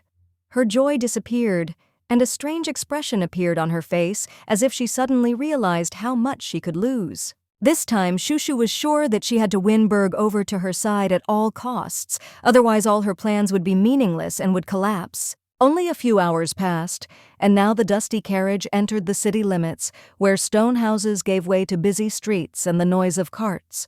Shushu still couldn't understand how to deal with her uncle. He was like a frozen iceberg, dry, strict, unapproachable, and not at all inclined to tenderness. She didn't know how to get through to his heart like a melting cloud of cotton candy and make him care about her at least a little bit and want to help. The main thing is to do it in such a way that he himself offers to take her to the north without suspecting that this is part of Shushu's own cunning plan. But the more she thought, the more everything became confused in her head, like a tangled ball in which neither the beginning nor the end could be found. She hoped that if she was close to him, like when she was broadcasting online, everything would work out for her. She knew how to be convincing then. In life, it was different. Without a screen in front of her eyes and an audience behind the scenes, she began to get lost, stutter, and avoid direct eye contact. Maybe that's why it was easier for her to talk in the chat. In virtual reality, words sounded more confident, thoughts formed more clearly. The fox, noticing her strange behavior, asked what she was doing because Shushu was just sitting with her eyes closed, as if she had withdrawn into herself. She answered briefly that she was thinking, and if she recalled her previous life, she was not at all a capable ruler or a worthy empress. Quite the contrary. She was a lousy ruler, and her reign was filled with suffering, pain, and regrets that she did not want to remember. And if you look back, it seems that those parts were full of people, but none of them showed kindness. Cold indifference reigned there. Even the blacksmiths and architects of the great Huaxiang fortress did not seem kind to her. They were all preoccupied with themselves and did not notice the pain of others. And yet among them, she remembered one young official who unexpectedly stood out from the gray and indifferent crowd.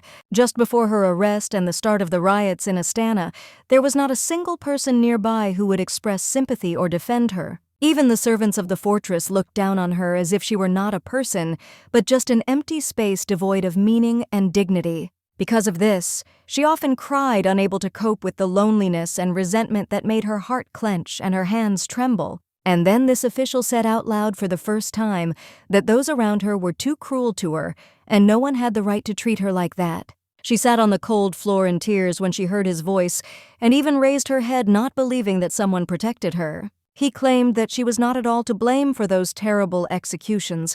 He said it was absurd because she would not have decided to do something like that even under pressure. He reminded everyone that she had just turned 21, and then she saw his back, confident, straight like a real knight. She was never able to see his face, and 10 days later she was taken out of the cell where the death penalty awaited her. When she was grabbed and thrown into a cell, those words of the official appeared before her eyes like the last ray of light in pitch darkness. She bitterly regretted that she never saw his face.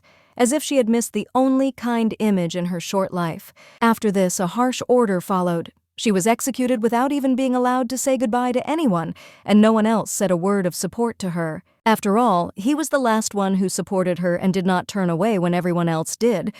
Just before his death, he stood by her side and she remembered it. Now everything had changed, and the world around her had become completely different. People, events, even her own feelings. Everything was not the same as before. Everything had changed beyond recognition. If such an opportunity suddenly presented itself, she would very much like to see that official again, at least for a moment, just to understand who he really was. If there is even the slightest chance, she will not let it pass.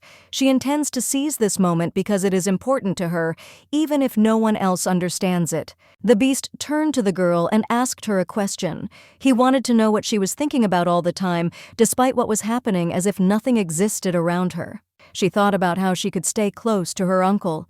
He said that she should not forget that his mistress was destined to live in wealth, and he himself deserved it. Since they are now together and will act together, they should think alike. They are a union, and every little thing should now be discussed and decided together. She doesn't have much time left, and everything is complicated by the fact that her uncle is not around now, and without him, many things become more difficult and even scarier. She still can't figure out what exactly she should do. Her thoughts are all jumbled up, but she needs to pull herself together and focus because she simply has no other choice. A little while later, they arrived at the place and all her previous thoughts evaporated. The girl completely switched to what was happening around. The servants told her that there was a store nearby that sold only toys. This news immediately caught her attention. Her eyes lit up with joy. The girl immediately said that she really wanted to look at these toys. Her voice was full of sincere impatience and childish delight. She had once heard that there was a huge toy store on one of the streets of the capital, but she had never been near it before. And now, seeing him with her own eyes for the first time, she was shocked. Such a sight seemed to her a real miracle, and she could not look away. She had no toys as a child. Her uncle noticed that the ones she chose seemed of poor quality, but she got angry. For her, it was a special toy. She added that she loves them with all her heart. Sweets are of course more important to her, but toys come right after, and nothing can change that. Then Duke joined her chat. He left a message that his son was not like that at all, and seemed surprised by this himself, comparing their behavior. He didn't understand where such differences came from, and the girl at that time received 2 points. It seemed interesting to her, although a little strange. Even if he's arguing somewhere in another window, she can't use it against him. Even though she knows what he's thinking, she holds back. Uncle often says things about her in his thoughts that hurt her feelings. She feels it and it hurts her soul because he doesn't care how she feels next to him.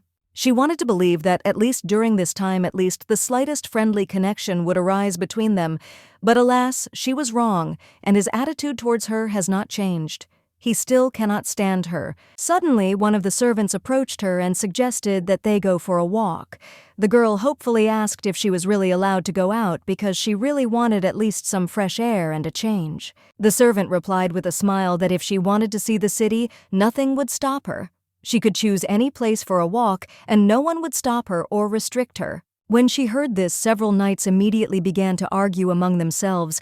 Each wanted to be the one who would accompany her on her walk, because it gave them the opportunity to be near her. However, the argument soon escalated, and the knights began to accuse each other of dishonesty. Each was convinced that his opponent was trying to outplay him by using unfair means to gain an advantage. The reason was quite obvious. The wizard always won, and the knights demanded a rematch, hoping that luck would finally smile on one of them, and they would be able to achieve the long-awaited victory. The servant, feeling tired of their arguments, advised the princess to wait a little. The men had to decide among themselves which of them would accompany her on the walk, and this question required a decision. The princess smiled and nodded, agreeing to wait a little. She even found it amusing to watch all this fuss because she had never seen men argue so much over trifles. After that, she looked at the nanny who was holding a fluffy fox in her hands, who seemed to understand everything, and silently watched what was happening. The girl looking at the fox suddenly said that she urgently needed to get this toy, as if she could not be without it. Her desire was so sincere that it was almost irresistible. The fox, surprised by her words, asked why she called him a toy since he was alive and able to talk. He tried to understand why she did not notice the obvious. The little fox noticed that he really felt hungry and wanted to eat. However, the girl, without thinking again, called him a toy, not paying attention to what he was saying. The fox muttered angrily that she was hungry too, and that it wasn't funny at all. After all, if they wanted to go for a walk, they had to eat first, so as not to be without strength. Uncle intervened gently and said with slight surprise that first they needed to have a snack and rest, and only after that they could think about a walk or other activities. The girl was genuinely surprised by this order. She did not expect that food and rest would be a priority, because in her mind a walk was much higher on the list of important things to do. The fox, hearing her uncle's words, whispered with satisfaction that now she understood that this strong man really knew what to do. He always decided everything correctly and to the point. In fact, everyone should have eaten a long time ago. After all, if they didn't do it in time, their strength might leave them, and they were still planning to go for a walk and didn't want to be weak on the way. The girl confessed to her nanny that she doesn't like to stay hungry, and if she asks for food, it means she really needs to eat something urgently, otherwise she won't be able to function normally. The uncle was a little surprised to hear that the girl was still hungry. After all, they had all just eaten snacks. He quietly turned away, not wanting to show how puzzled he was by this situation. After thinking for a while, Uncle suggested going to a restaurant where everyone could choose something to their taste. It was convenient, and everyone could enjoy what they liked. When they arrived at the restaurant, the staff greeted them with honor and attention. It seemed as if they were being treated as special guests, ready to be attended to at any time of the day. The girl sat the fox down next to her, not wanting to let him go, even for lunch. She had become so attached to this animal that she could not imagine a single moment without him by her side. During their journey, knights and wizards showed unusual kindness and care. They did not put themselves above others. They were attentive to everyone, regardless of their status or position in society. All people were equal in their eyes, and it did not matter to them who was from what class. They did not divide people into rich and poor, but accepted everyone without exception, no matter how different they were. At the table, everyone ate the same food without picking at dishes or expressing dissatisfaction.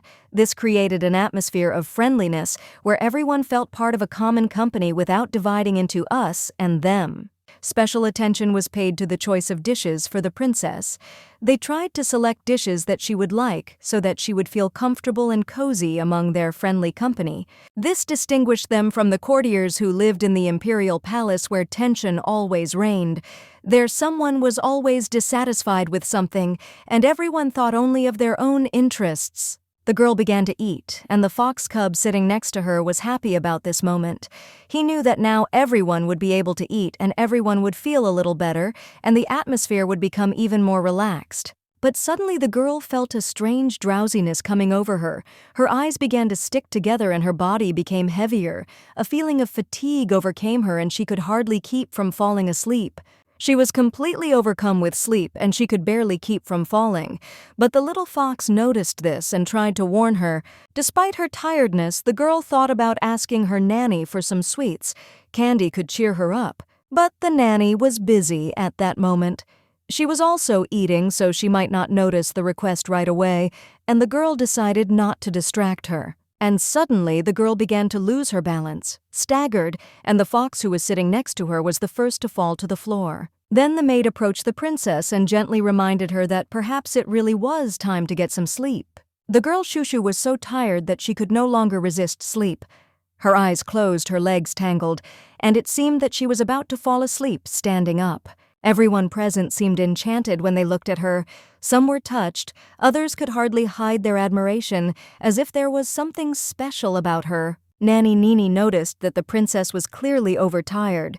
She fell asleep right in her arms, sweaty with damp temples and heavy intermittent breathing. Duke Berg Willow frowned and asked the maid what exactly she had just said, because it seemed important to him. The nanny did not immediately understand what the Duke meant, so with slight excitement, she asked what words he was referring to. The gentleman asked if the girl was really covered in sweat, and the nanny nodded, confirming that she had noticed it when she fell asleep. The Duke suggested that if she had fallen asleep sweating, perhaps she was ill with something, but the nanny reassured him, saying that this often happened to children. She explained that small children may have a higher body temperature than usual, and therefore such reactions of the body are quite acceptable. Then the uncle noticed that the girl could simply be overtired because she had had a busy day, and the meeting with the werewolves added to the tension. He immediately turned to the servant standing next to him, looked at him sternly, and silently made it clear that he needed to act. Then he said out loud that he should go and get a doctor without delay. There was no time for doubt. The servant rushed to carry out the order, and the nanny was still trying to explain that perhaps it was not a cold, but just fatigue and accumulated tension. Nanny Nini looked extremely confused. Her eyes darted around, her hands were shaking. It seemed that she was frightened not only by the princess's heat, but also by the situation which had become tense. Duke Berg Willow had 3 sons and always showed touching care for them, as if he was trying to compensate for what he himself had been deprived of in life. However, despite all his love for his children, he remained cold towards his wife, even in her last days, showing neither warmth nor regret for the one with whom he shared the house. The Duke sternly asked why the servant was still standing and did not call a doctor since time was running out, and to hesitate now would mean risking the child's life. The man immediately rushed to carry out the order, because the Duke's voice sounded firm.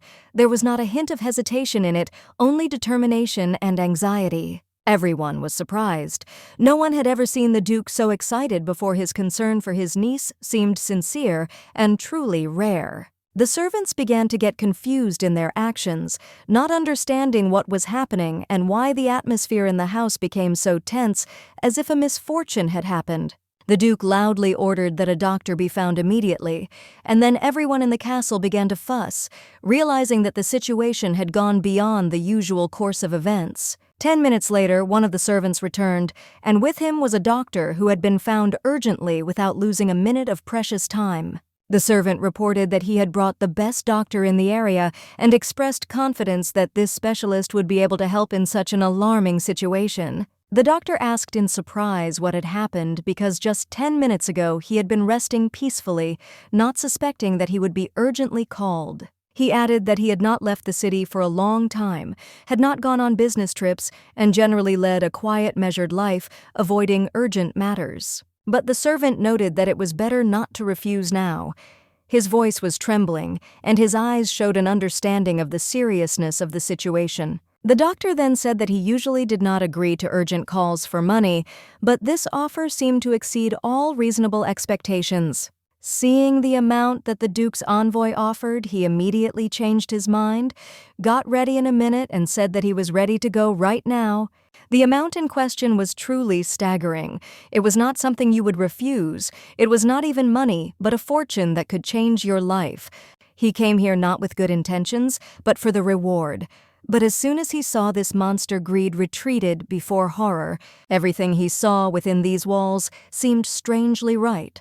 So much nobility, as if every action here weighed 1,000 coins. He had dealt with dangerous people, the most brutal ones, but the one here made them all seem like stupid street thugs. He did not hesitate for a minute and ordered the doctor to be brought to the girl immediately. The hope for help was the only thing that still maintained balance. The doctor entered under dozens of heavy, angry glances. All these people seemed to be waiting for him to make a mistake and were ready to tear him apart. He felt every staring face, every emotion. He didn't understand what it was all for.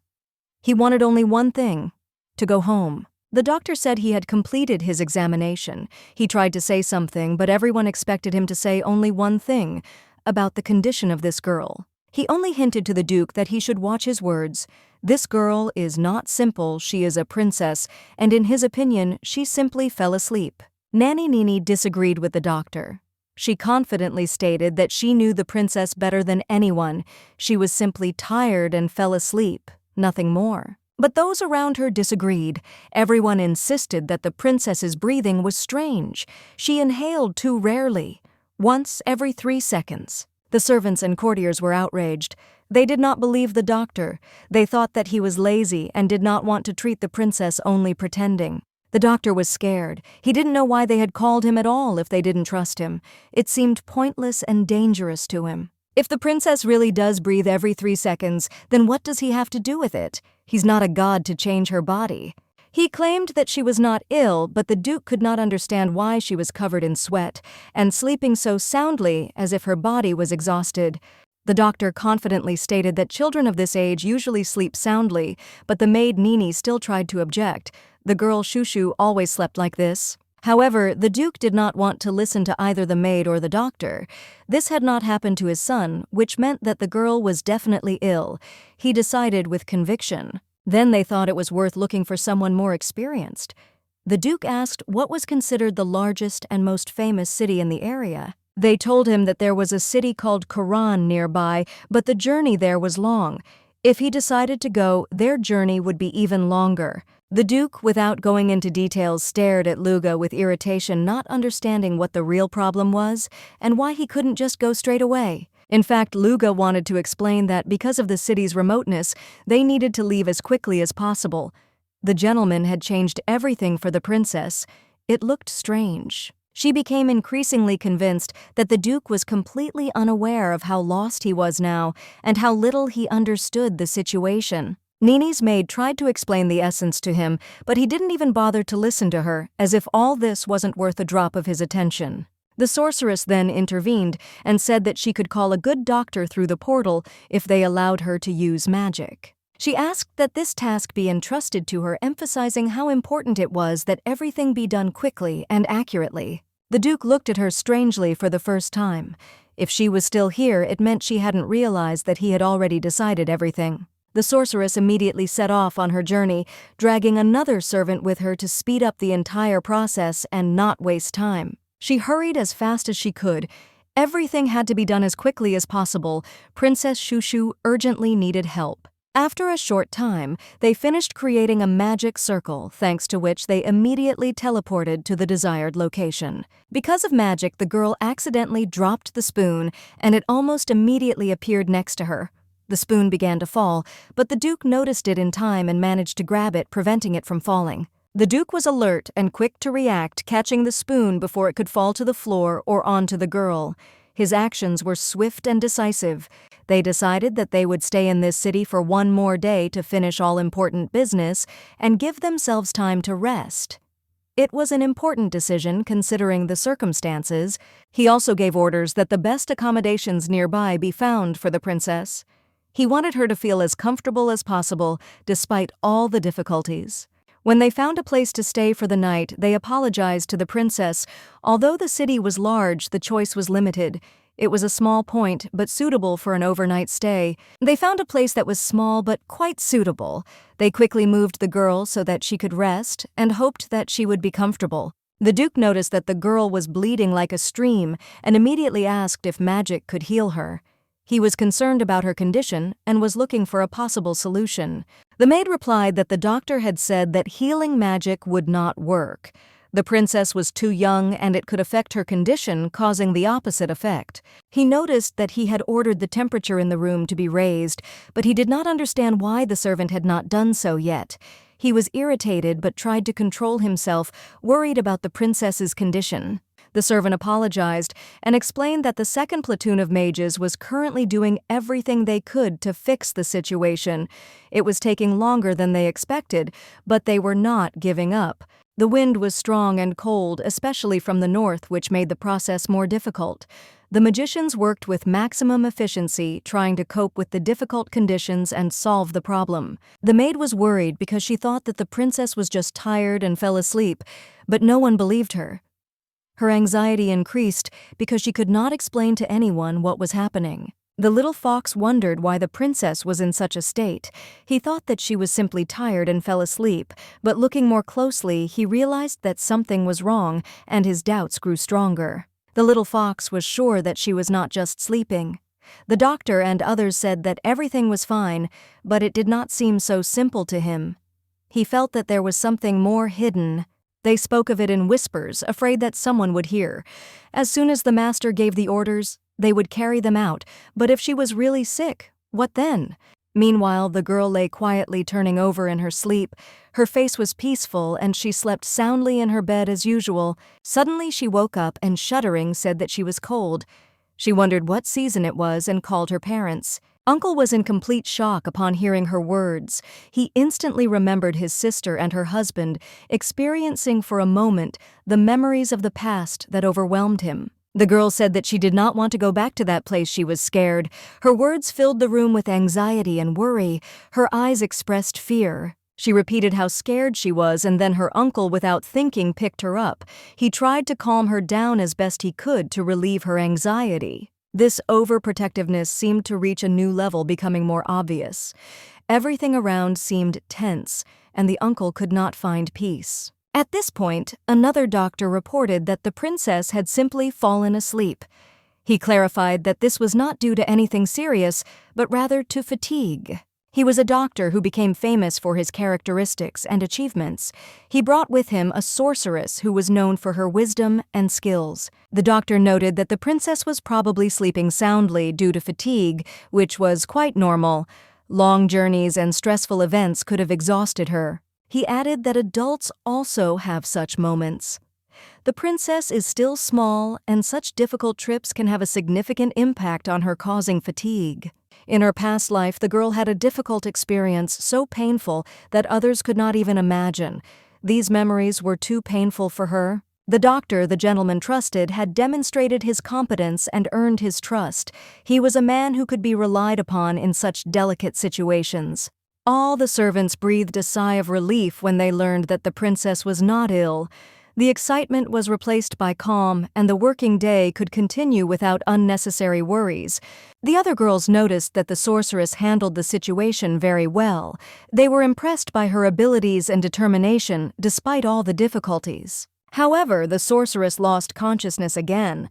This happened due to the excessive use of magical energy, which affected her condition. Everyone immediately realized that she needed to be moved to a safe place. The servants rushed to help, as the sorceress's condition was far from normal. The servant approached the Duke and quietly told him something important. This was necessary in order to understand the situation and properly organize further actions. In the evening, everyone had already settled into their rooms preparing for a night's rest, but soon they were called by the Duke, who suddenly demanded their presence. The Duke reported that the schedule had been suddenly changed, and everyone was expected to be here. This was due to the need to give the princess a day of rest, as she was very tired. The servants were delighted with this news because they considered the princess their treasure. Thanks to her, they got a day off and could rest a little from their duties. One of the servants also said that he had an urgent report about Aiden. This was important, and everyone needed to be updated on the latest developments to avoid misunderstandings. The Duke, curious, asked what had happened this time. Perhaps Aiden had done something wrong again, and it was necessary to find out what exactly had happened. Aiden, the Duke's only apprentice, reported that the castle's outer wall had been damaged during training, causing concern that such incidents should not happen again. This time, the destruction was much more extensive than the previous case, and the Duke assumed that the cause was the strong storm that had raged in recent days. However, this was not the real reason. The power this child possessed was too great, and it was imperative that it be controlled through regular training. He ordered the servant to convey to everyone that it was not worth training him until the Duke himself returned to personally intervene and ensure the safety of the process. Mogul Willow. The Duke's eldest son should have been there to manage the situation, but while he was gone, only the Duke himself could take responsibility for the child's power. The servant bowed and replied that he understood the instructions perfectly and would certainly report to all who needed to be informed. After this, the Duke dismissed them and everyone went about their business. All the employees were delighted. They sincerely considered the princess to be the light of their lives, a small ray of hope, and were immensely happy to have received the long-awaited day off. Thanks to the princess, they finally had a chance to rest. For many, it was a real relief, and they almost cried with happiness, realizing that they could relax. One of the senior workers said that he had been working under the Duke for 10 years and had never had a day off, but this was a very special situation that required attention. Every time someone looks at the princess, it immediately becomes obvious that her connection with the Duke is indeed very close, and the ties of kinship between them are palpable. Everyone thought so from the very first day. Everyone who saw the princess could not help but remember the Duke because their appearance, manners, and behavior were strikingly similar. Scarlet Will, the current Duke's older sister and mother of the girl Shushu, left a significant mark on her family's history, and her influence is felt even after many years. This woman could have become more famous if she had lived because her charisma and strength of spirit would have won respect not only among the Northerners, but throughout the entire territory. It was believed that blood cannot lie, and this opinion was shared by many. After all, the previous Duke was also distinguished by exceptional beauty, which only confirmed his origin. However, the princess amazed everyone with her beauty, and if she maintains it in the future, she could become the most famous and recognized woman on the entire continent. At this time, the nanny sitting carefully next to the girl could not help but notice how time quietly and imperceptibly passes, while her pupil calmly plays or does other things. She was informed that today would be a special day, because someone important was coming. This circumstance forced her to stay where she was because her vacation was postponed. When the nanny turned around, she realized that in front of her was not just an ordinary servant, but the Duke himself. His appearance was unexpected and a little alarming because such a visit was not expected. The maid said that there was no need to worry because he himself was very tired. Today he needed to rest a little to regain his strength after everything he had been through. She realized that it was useless to insist and advised him to take good care of the princess because this was her main concern and much depended on it. If the Duke had looked the same as he did when he first entered the princess's room, she would not have been able to escape all the consequences. Everything would have been exactly the same. But despite this, she still felt his gaze, which was full of mystery when he looked at the princess. It could not be a simple coincidence. Perhaps there was another meaning hidden in it. He had changed a lot since then, and she hoped that these changes would only be for the better. Perhaps it was a good sign that foreshadowed something important and significant. After saying goodbye to the gentleman, she left the room, leaving the place where so much had happened. She felt that this was an important moment that needed to be experienced. The Duke looked at the girl, thinking that it was all so strange. He couldn't help but think that there was something deeper in her words than just childish naivety. He remembered the moment when she said she wanted to meet him later. She knew for sure that she would miss her uncle even though she didn't show it. She promised that she would always remember him despite everything that was happening around her.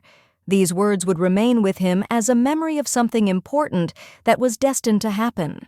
He couldn't understand how this little girl could know about such events as defeating the dragon.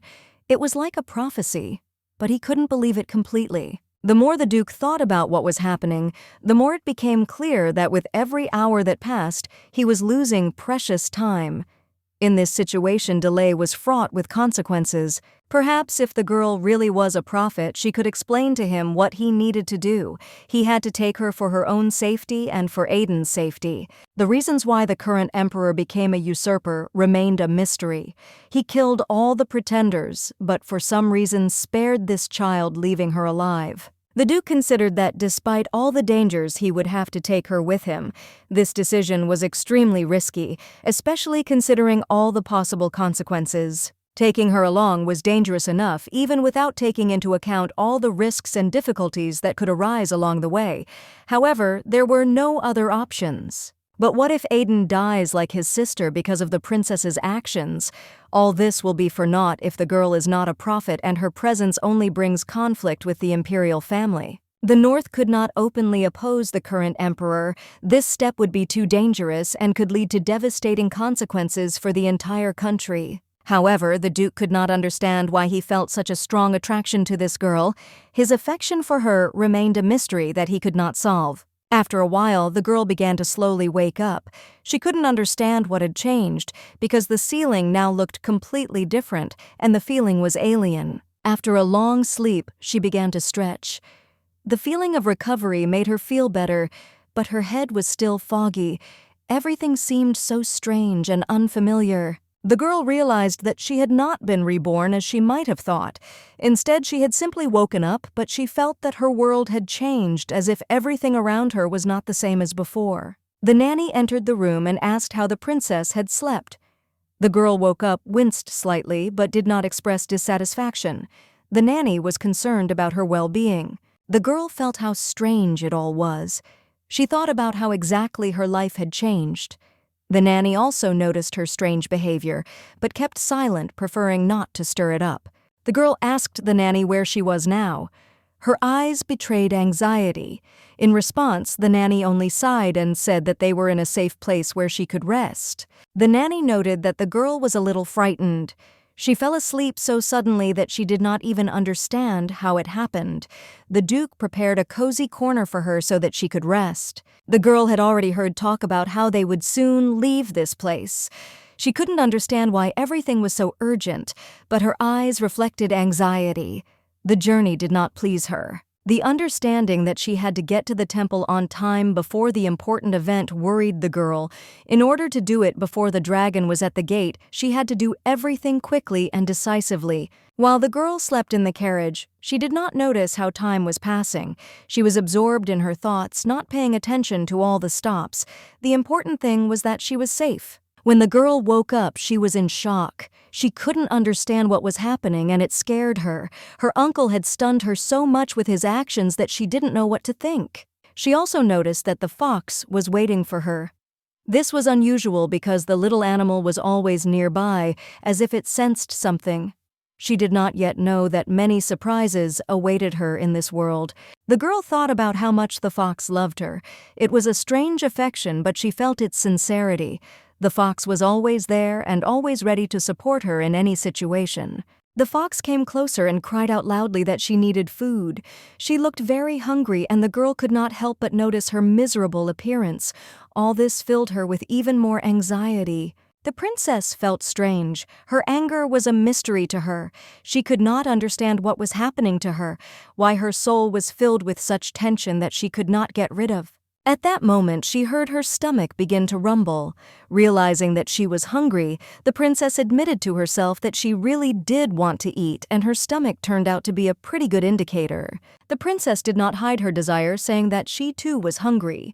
She began to feel her desires growing stronger, and they were displacing everything else, including anger. The fox slyly noted that the reason for the princess's hunger was that she had fallen asleep right during her meal. It was funny, but at the same time it suited her strange mood. The fox, although also hungry, suggested that the princess quickly go to the kitchen. After all, they cannot continue to sit here when their tummies are growling, wanting at least a little food. The princess was a little surprised. She thought that everyone should have taken care of her food. It seemed strange. How could everyone around forget that she, as a princess, should be fed? Fox explained that she did not eat the food offered to her. She was too cautious to trust those who might slip her something. It was dangerous for her because she did not like to take risks. The fox insisted that she couldn't be trusted with food from ordinary people. Their hands could hide something more which would make her vulnerable. She believed that it was better to avoid this so as not to get into trouble. The girl mentally replied that her assistant would never do anything that could cause harm. He was always reliable even if the sacred ones tried to catch him and deprive him of his freedom. The only one who could feed her without fear was her master. Only he could be the one who would take care of her safety and give her something she could eat without fear and doubt. She really took a long time to understand that she had to suffer so much. As time went on, she only realized how much this trauma had affected her life. In response, the girl smiled happily and said that she agreed. Then they all went to the table together to eat, and at that moment her mood noticeably improved. Everyone was stunned when they saw the nanny carrying the princess in her arms. It was a sight that surprised even those who were already accustomed to unusual events. Joy filled everyone because they finally saw that the princess had woken up. This was a long-awaited moment, and now everyone was sure that she would recover. They began asking questions to find out if everything was all right with the princess. They began arguing about what treats and gifts they should offer her to please her. On this day, they prepared not only a lot of food for the princess, but also a whole range of gifts. The atmosphere was filled with joy because everyone wanted to express their care in their own way. In this case, the nanny can bring her food because she took care of all the preparations. All the things were already ready, and now all that was left was to wait for her reaction. The girl felt a huge gratitude for the attention. When she smiled, everyone immediately began to set out dishes and gifts so that the princess could enjoy everything that was prepared. The princess looked so cute that her image was like an angel. All her tenderness and innocence immediately attracted attention, and everyone could not help but admire her. The gentleman noticed that something strange had been happening since the morning. He tried to figure out what exactly was wrong because there was an unusual atmosphere in the air that worried him. The girl was very happy to see her uncle. His appearance brought her joy, and she immediately felt cozy and calm next to him like in childhood. But she was surprised when she noticed how he looked away. It was unusual because usually he was attentive to her, but now it seemed like he was hiding something. He said that he would have breakfast with her today, so they had to prepare everything as quickly as possible to make it to all the planned events. Everyone was stunned. The gentleman so important and strict would eat with the princess. This seemed unusual and not at all typical of his habits. The people interested in life at court could not hide their surprise. When the Duke turned around, they simply exchanged smiles. After all, they had not often seen him so open. He smiled back at them, and it was an unusual smile, so rare for the Duke. There was something warm and unusual in his eyes, something unusual for his usually stern image. The Duke told the servant that they would now have to put all the gifts in the luggage compartment of the carriage. His orders were clear and precise as always in his actions. They understood that even if he had been the same knight as in the old legends, nothing would have changed his role in the life of the court, and the kingdom always remained the main one. They felt humiliated, as if their position in this society was less important. It was like a heavy burden that they could not throw off. The girl ate very well. She enjoyed every bite, but they kept offering her more, insisting that she eat more. The fox was also delighted with such a quantity of food, but her attention was absorbed by only one thing. She could eat as much as she wanted without thinking about the consequences. The Duke told the girl to eat, and then they could go for a walk around the city. This was her chance to see new places and enjoy the walk in her uncle's company. They decided to visit the toy store again, which they hadn't had time to go to the day before, and now they had the opportunity to enjoy the shopping that the girl had long dreamed of. The girl was so happy that she quickly began to eat as if trying to do everything at once. Her eyes were shining with joy, and she became even more enthusiastic with each passing moment. The Duke couldn't help but smile as he watched her reaction. It was so unusual for him to show open emotions, but the girl managed to make him feel differently. A little time passed, and now they were walking along the streets. The girl was completely delighted with the landscapes. She saw her eyes could not get enough of the beauty of the surrounding world. She hadn't expected the walk to be so unusual. In her mind, it was just a normal day off, but now a whole new world was opening up around her. There were so many people around her who helped and supported her at every step. There were countless helpers, and each of them offered their help and attention. The nanny, smiling, told the girl that there was a shop nearby full of wonderful flowers. It was not just beautiful, but magical, and attracted attention with its unusual atmosphere. The girl enjoyed having so many people around her. They constantly entertained her, played little games, and laughed with her, creating an atmosphere of joy and fun. She happily played with everyone who was around. Not only was it fun, but it also gave her great pleasure as everyone treated her with love and attention. Some people entertained the girl with magic, others gave her small gifts which she happily accepted, enjoying every moment of her journey. Approaching one place, the girl suddenly pointed her finger to the side and said that she wanted to go there. Her request was clear, and everyone immediately understood where she wanted to go. She asked the nanny to buy her something special that she noticed. It was not just a wish, but a dream, and the girl was sure that it would be a real gift for her. A helmet appeared before them, and the nanny couldn't understand why the princess had chosen this one. Her surprise was obvious, but the girl seemed confident in her decision. In fact, the princess had a reason for doing so. In her second life, shortly before she was captured, she had experienced many things that had left a mark on her memory. When the soldier threw the helmet straight at her head, it didn't seem to make sense. She was still alive, and this act couldn't cause her death because she didn't die that easily. The helmet was similar to the one in the emperor's office.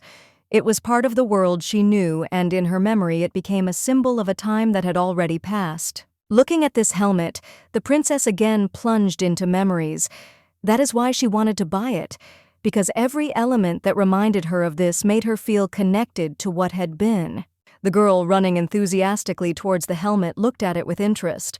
Her eyes were shining with delight. She could not tear her gaze away from the object that awakened so many memories in her. The fox standing nearby said with a smile that she would also like to take a closer look at the helmet.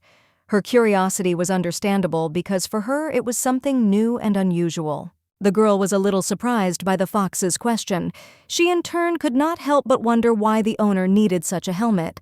It seemed strange, but after all, everything has its own story. The fox began to laugh, noticing that the helmet didn't quite look like the ones that were usually sold in this shop. This comment was a subtle hint that the item looked unusual for such places. The princess's mistress asked the fox if she thought the helmet would be durable and long-lasting. The fox, having examined it carefully, replied that it looked quite ordinary to her, like any other object. Upon hearing the answer, the girl immediately ran up to her nanny. Desire was burning in her eyes, and she happily said that she really wanted to buy this helmet despite the fox's doubts. The girl was determined she really wanted to put this helmet on her head. This desire seemed strange to her, but not so important that she would give it up. The knights stood there confused, discussing her request. They wondered why the girl was so eager to wear the helmet as if it was something out of the ordinary. After much thought, they decided that they could afford to buy such a helmet, too. It seemed that it would add to their special grandeur if they followed her example. However, the servants, seeing their intentions, were furious. They could not accept the fact that the knights wanted to imitate the princess and her unusual desire. One of the men remarked that he was a little uneasy about the situation. The helmet clearly belonged to the previous duchess, and this could be a bad omen. The girl's uncle was aware of everything that was happening. He couldn't help but notice that the duchess's blood was probably not mistaken after all, and was surprised that she had chosen this particular helmet. This silver helmet decorated with an engraved dragon was the symbol of the Duchess of Scarlet. It became an important attribute that held many memories of her time. The uncle, expressing doubt, asked whether the girl really intended to buy this particular helmet. She in turn confidently confirmed her desire. The girl added that perhaps it was her uncle who would be able to buy this helmet for her, believing that only he could fulfill her request. Uncle, hearing her words, said that it would depend on her answer. He was in no hurry to make a decision and wanted to understand how serious her intentions were. Uncle, not hiding his curiosity, asked why this particular helmet had caught her attention. He was interested in her motives, but did not expect an answer that would reveal more. The girl couldn't tell him about her second life, its meaning, and the origin of this attachment, so she simply answered that she chose him like this. She noticed that he seemed to want her attention and that he was calling her again. This thought occurred to her as she listened for a moment to what was happening. Realizing that her uncle was already deep in thought, the girl couldn't help but notice that he was probably going to buy something. Apparently it wasn't something small, but something significant. Memories of him fighting his own sister came back to him. She was wearing that helmet, which was an important moment for him at that time. Then Berg, not wanting to continue the fight, offered his sister a break. They were both children and knew how important it was to give yourself a little rest sometimes. But the sister immediately noticed that her brother lacked strength. His attempts were clearly unsuccessful, which was confirmed by her reaction. She could not hide her surprise. She smiled and pointed out that he might be taking the battle too seriously, which made him wonder if it was worth going on under these conditions. During the conversation, she asked him why he had brought the helmet with him. Her interest was genuine, and she could not understand her brother's motivation. The boy confidently replied that the helmet was really cool and that his father had given it to him. This was an important explanation for the age they were at. However, Scarlet couldn't understand why he needed such an accessory if he had no skills. He confidently stated that his sister was simply jealous and wanted the same helmet. But the sister insisted that she didn't want someone else's helmet because she was already very happy with hers. It was a personal choice that she respected. All this was happening because he was constantly calling her. She felt it and knew that one day he would understand that he too would find himself in the same situation. The uncle was shocked when he heard the girl calmly say that she too felt the helmet calling her. This made him think about many things. The uncle smiled and said that everything was fine and promised to buy the girl what she wanted. This did not bother him, and he was sure that he would fulfill her wish. The girl was amazed. She had never seen such a wonderful place. Everything around seemed unusual and exciting to her. The cook noticed that a real lady had come to them. His gaze was full of admiration, and he could not hide his surprise at her appearance. The girl replied that she would like strawberry and chocolate cakes as well as grape cakes. Her eyes sparkled with joy as she said this. She didn't say that she might not be able to eat that much, but she knew it would be best to choose only the tastiest and most favorite treats for her. The uncle, smiling reservedly, said that she should choose because he had promised to fulfill her wish and was now ready to do whatever she asked. He decided to buy everything she wanted and pay in cash. It was his decision, and he told the servant to do it properly. The servant, hearing the instructions, asked to pack all the cakes and treats so that they could be taken away. He was ready to carry out the order without delay. Uncle confirmed that they would pay in cash. It was decided, and no one could change his mind. Everything was going according to his plan. The girl was absolutely delighted. Her uncle seemed to her like a real master, a man who always keeps his promises and knows how to surprise. For her, he was the best uncle in the world. She loved him for his care, and for the fact that he could always keep his promises. He kept his word as he promised. The girl was sure that he would always be there for her, ready to help and fulfill any of her wishes. The fox said that the mistress had said that she wanted to please this man. She knew that her words had significance for the whole situation. It was the last village they stopped at before heading to the temple. It wasn't the best stop, but they decided to spend some time there anyway. The girl was trying to please her uncle, so she asked the maid to give her the bag, hoping it would impress him. In her eyes, it was an important step. Approaching her uncle, she timidly asked him to hug her, hoping that such a gesture would be pleasant. She wanted to feel his care but did not know how best to express it. As she approached with a fork in her hand, the girl hoped that her uncle would accept her gift. She did not expect that such a simple action would cause such strange reactions from those around her. The girl just wanted to treat him, and the fox, watching her, understood her intentions. She wanted to please her uncle, but she should have thought about something else. The girl reflected that she hadn't spoon-fed anyone for a long time. It was her way of showing her care and attention, but apparently not everyone perceived it the way she had hoped. She was delighted, hoping that her gesture would evoke positive emotions in her uncle. She sincerely believed that he would appreciate her efforts and that it would strengthen their bond. Suddenly, everything fell to the floor and the cake fell apart. The girl was confused and everyone around was surprised, not understanding what exactly happened. Everyone was shocked and began to think that something strange had happened, as if someone had deliberately thrown away a piece of cake, not paying attention to what was happening. The girl was very upset because her intentions were pure. She wanted to treat her uncle and make his day a little brighter, but everything went wrong. In the eyes of those around him, it looked as if the Duke had dropped the cake on purpose. They began to doubt the sincerity of his actions, although he himself had not intended it. By neglecting the princess's attention, it looked as if the Duke had accidentally dropped a cake, although in fact nothing of the sort had happened. And then they noticed that one of the servants suddenly rushed towards the cake. His actions were quick and decisive, as if he could not allow the cake to go to waste. The servant started eating the cake from the floor, and the others tried to stop him. This sight shocked everyone because no one expected that someone would dare to do such a thing. The Duke was at a loss, not understanding what exactly was happening. Everything that was happening seemed absurd, and he could not understand the events that were happening since the situation was confusing to him. He turned to the girl and noticed that she looked upset. Something seemed to be bothering her, and this immediately alerted him because she looked completely different from usual. The girl realized that the Duke might not like the cake, and that worried her. She felt that something had gone wrong, and this moment seemed tense to her. The nanny picked up the girl and hugged her, trying to comfort her. This was her usual behavior when the little girl was worried. She was always ready to support her in difficult moments. But everything could have been simply said, and then all the problems would have been solved. However, the girl did not want to look pathetic and tried with all her might to hold back her tears. She carefully hid her feelings so as not to show how much she was upset by what was happening. It was important to her that no one would notice her weakness and sympathize with her. The Duke, feeling like a traitor, still could not believe that his actions could be perceived in the way they were interpreted by others. He could not understand where he had gone wrong. The uncle approached the chef and asked him to bake another fig cake. It was a strange request, since such a cake was considered quite rare and unusual, but he insisted on his own.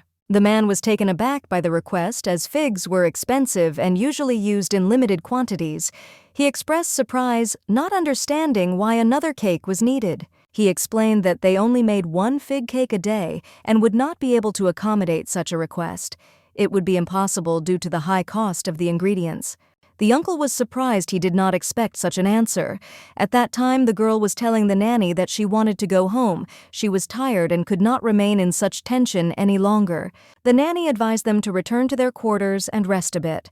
She promised to prepare the fig cake later as soon as the situation calmed down a bit and they could discuss everything calmly. In the evening, all the servants began to wonder where the sorceress Evina had disappeared to.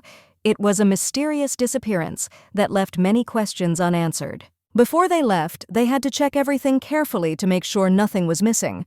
Tomorrow promised to be a busy day, and it was important to prepare everything in advance. The girl came to the bakery and told the chef that she had a favor to ask of him. She couldn't wait any longer and decided to directly communicate her intentions in order to resolve the issues that had arisen. He tried again to explain that they only baked once. It seemed important, but each time he found that words could not express all that he felt. In response, the girl calmly said that if the problem was the lack of figs, then she had already solved that issue, as if it were something simple and easily remedied. She offered him a large quantity of figs and asked if that was enough. It was all so natural that he merely nodded, not quite understanding why it seemed so decisive. If there really was enough figs, he had to go to work quickly so that everything would be completed on time. This was already a familiar rhythm in their lives. At that moment, the Duke almost collided with the sorceress Evina. She seemed to appear out of nowhere, and he once again felt how difficult it was to control his life. Dima always loved the night air, and this time he was here precisely because of this.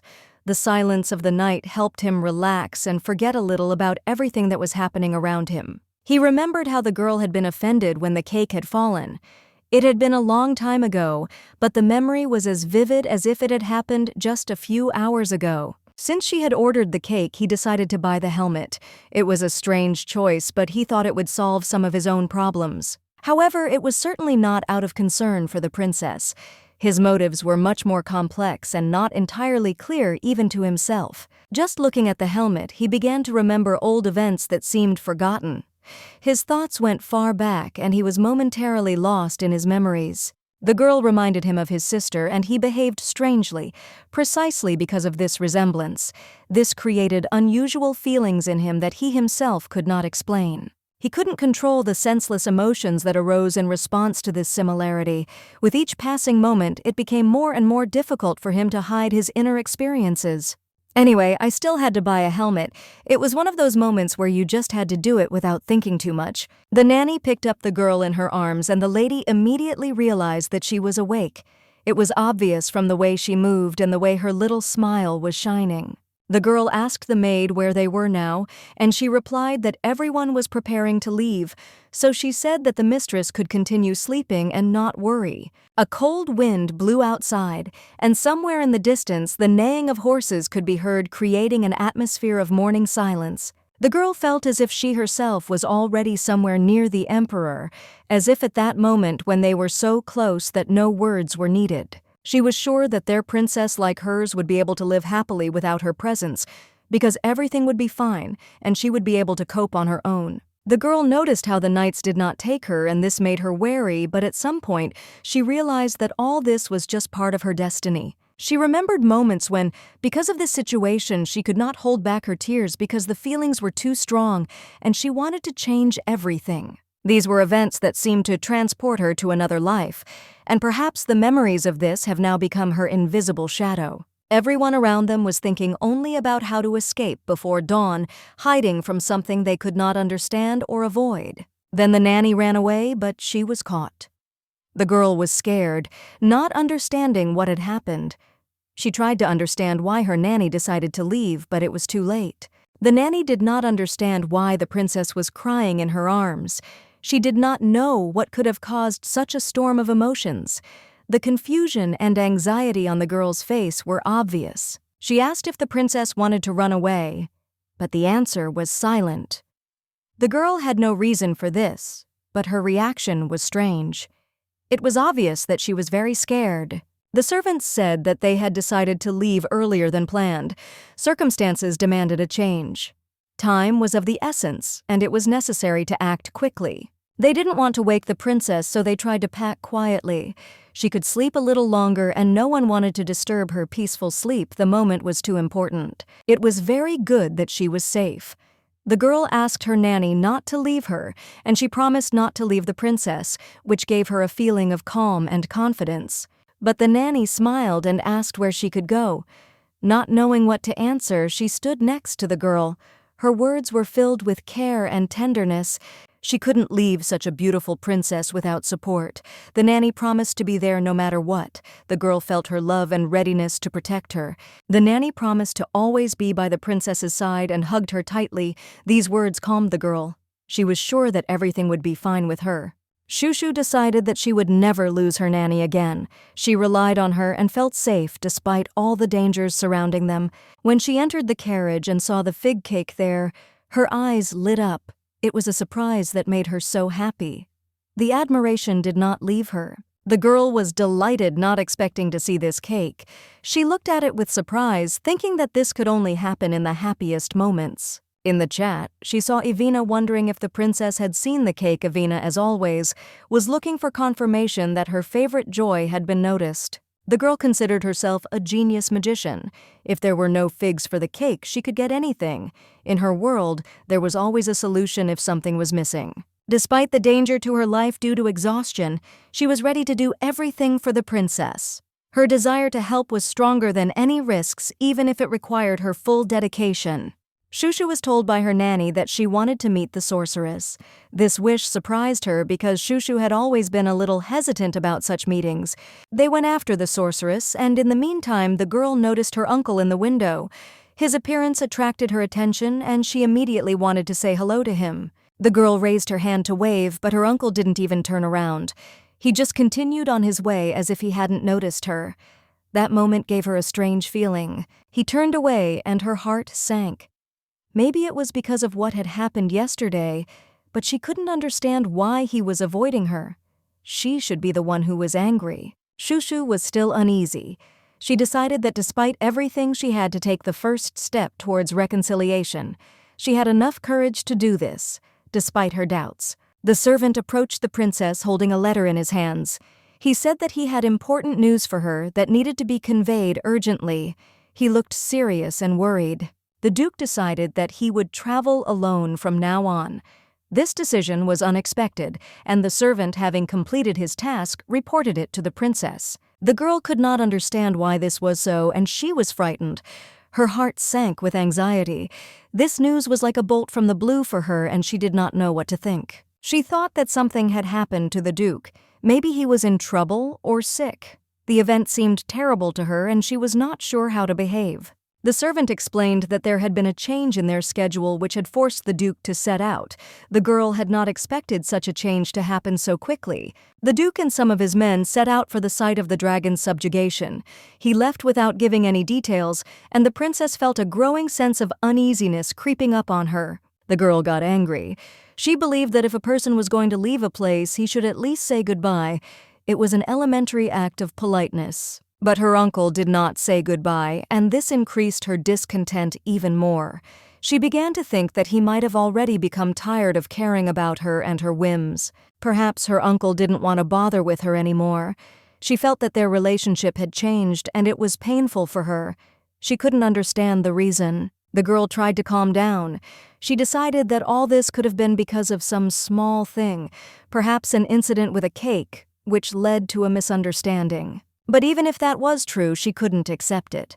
She still wanted to make peace with her uncle and go north with him, despite all the disagreements and misunderstandings. However, if she did not act quickly, she might miss her chance to change her uncle's mind. The girl understood that time was against her. The servant noticed that only the most experienced and loyal knights remained with the girl who could protect her in any situation. This should have calmed her down and relieved her worries. These knights had a clear order to protect her at any cost without regard for their own lives. It was not just a duty, but a matter of honor and loyalty. The girl wondered if her uncle had said something important, or if it was just his way of showing concern. She knew it was unlikely she would be able to establish a close relationship with him. He often behaved friendly with her, but it was only a pretense so as not to upset the Imperial family. The strong and powerful uncle hid his true feelings. During their journey, the girl could not get rid of heavy thoughts. She thought that this could be the end of their journey, but perhaps she was wrong, and there was still a chance. All her plans had collapsed. She could not understand what exactly had caused this turn of events. Uncertainty and confusion reigned within her. The girl decided that she needed to try to save the situation. She let it slip that the Emperor was also aware of the situation, hoping that this would help her somehow. He knew that things could end very badly, but that didn't stop him. He was aware of the possible consequences, but the internal struggle continued to rage in his heart. She, despite all the difficulties, answered the questions regarding the Book of Names without any hesitation. It was her effort not to show her confusion and willpower. She just had to forget about him, leave it all behind. In the past, he hadn't been the one to really help, and now she was determined to start a new path without him. The problem was that the Imperial family did not like her. She would have to return once she received the blessing from the temple, and this made her anxious and worried. She was once again in a situation where she had to think about her future, but the thought of the Imperial family made her afraid. She didn't want to go back there.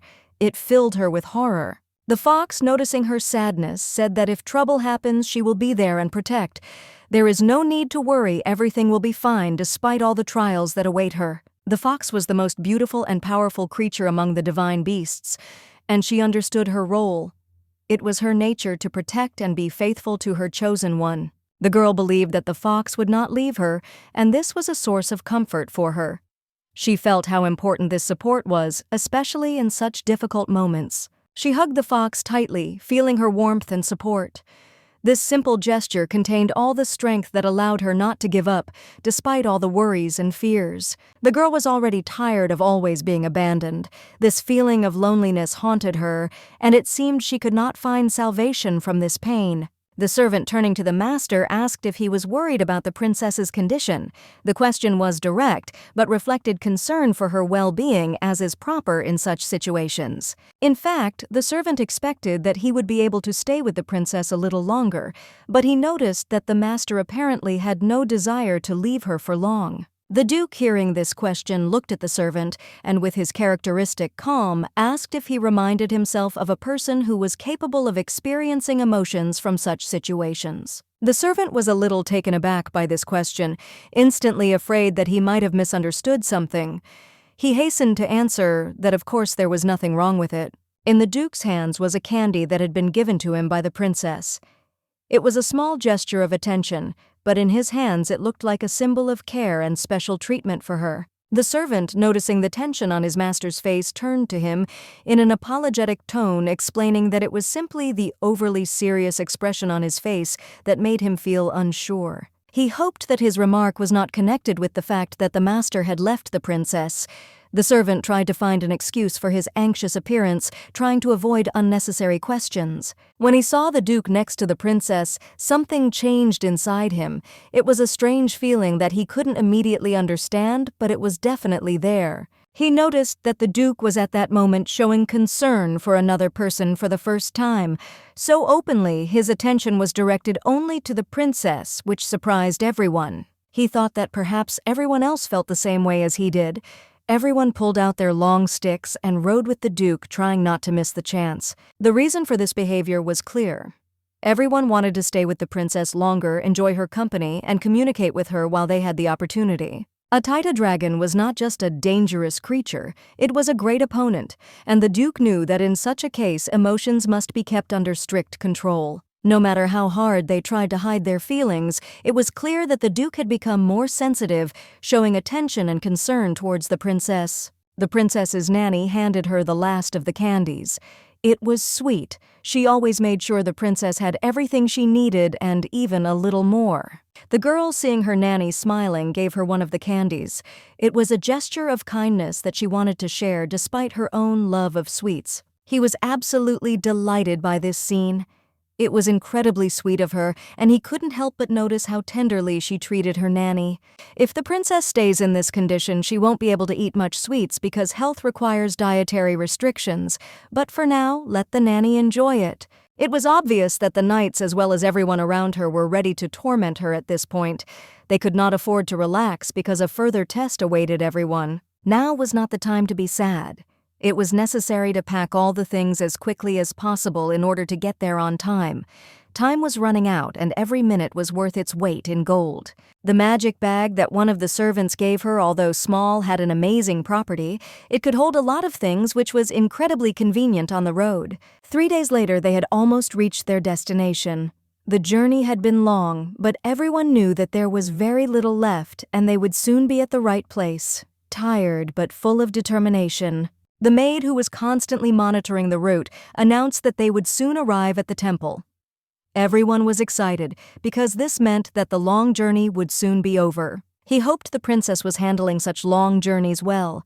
The journey could be tiring for her, and he was worried about how she would cope with the ordeal. However, he noticed that the princess had started to cry. This upset him greatly, and he could not understand what exactly had touched her so much. It was hard to see her in tears. He couldn't help but ask why she was crying. He tried to calm her down, saying that he understood the reason for her sadness. They would have to say goodbye, and it was a difficult moment. The princess replied that she was fine, and that her tears were not because of the farewell. She tried to look calm, although it was clear that her worries still did not leave her. Then the princess was carefully picked up, and the sorceress, looking at her, said that she herself was very upset. She understood that the girl was worried and tried to support her. The sorceress promised that she would definitely return to the princess after subduing the dragon. She would do everything possible to complete her mission as soon as possible and bring her joy back. The girl, not fully believing the sorceress's words, asked if it was true. The sorceress smiled and confirmed, saying that she would take with her a fig cake that was the size of her head. She promised to return quickly to treat her to something tasty because she knew how important such moments were for the girl. The promise was easy, but always meaningful to her. At that moment, her old life was left behind, as was everything that had come before. All that mattered now was a new beginning where much had to change. He was not the best person, and she understood it perfectly. But there was no resentment towards him, as if everything that happened did not concern her and did not leave a trace in her soul. She was happy being with him, and these moments gave her peace. She understood that the memories of such days would remain with her for the rest of her life in the brightest form. Now everyone had to hurry and move on to get to the temple as quickly as possible. Time was running out, and the important task could not be delayed. Suddenly he noticed a carriage rushing towards them, and there was alarm in his voice. He ordered everyone to be ready and protect the princess because a threat could be close. No one understood who exactly was in this carriage because the face was hidden. The mysterious approach made everyone wary, and everyone felt that not everything was so simple. The girl couldn't understand what was happening either. The carriage was flying the flag of the Imperial family, which only added to the strangeness. She couldn't help but be surprised that everything was so unexpected. The men had a hard time figuring out who they were and what they were doing there. The shouts demanded an explanation, but no one was in a hurry to give answers. The tension grew, and everyone waited to see what would happen next. They thought that this stranger in question might be the one who wanted to harm the princess or interfere in her affairs in some way. The man said that they must be prepared to sacrifice their lives for the sake of protection, as the importance of their mission required complete dedication. All this meant only one thing. They were obliged to protect the princess at any cost, regardless of the dangers and their own safety. Albrion, the commander of the Imperial Knights, and Duke Willow's knight, was assigned to guard the princess. He introduced himself as the one who would look after her safety. Another commander of the Imperial Knights also introduced himself, which added to the seriousness of the situation, since they both had to keep an eye on the princess. From that moment on, the princess was under their protection. Everyone realized that she was now under the protection of high-class knights, including Albrion himself.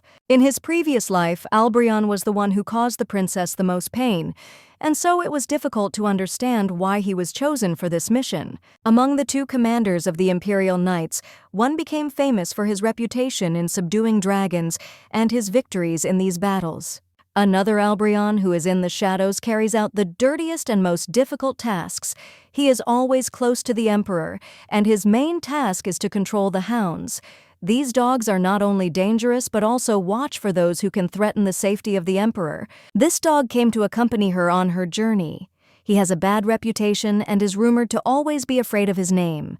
This creates problems for everyone who is associated with him. She asked him with disbelief if he really was the commander of the Imperial Knights.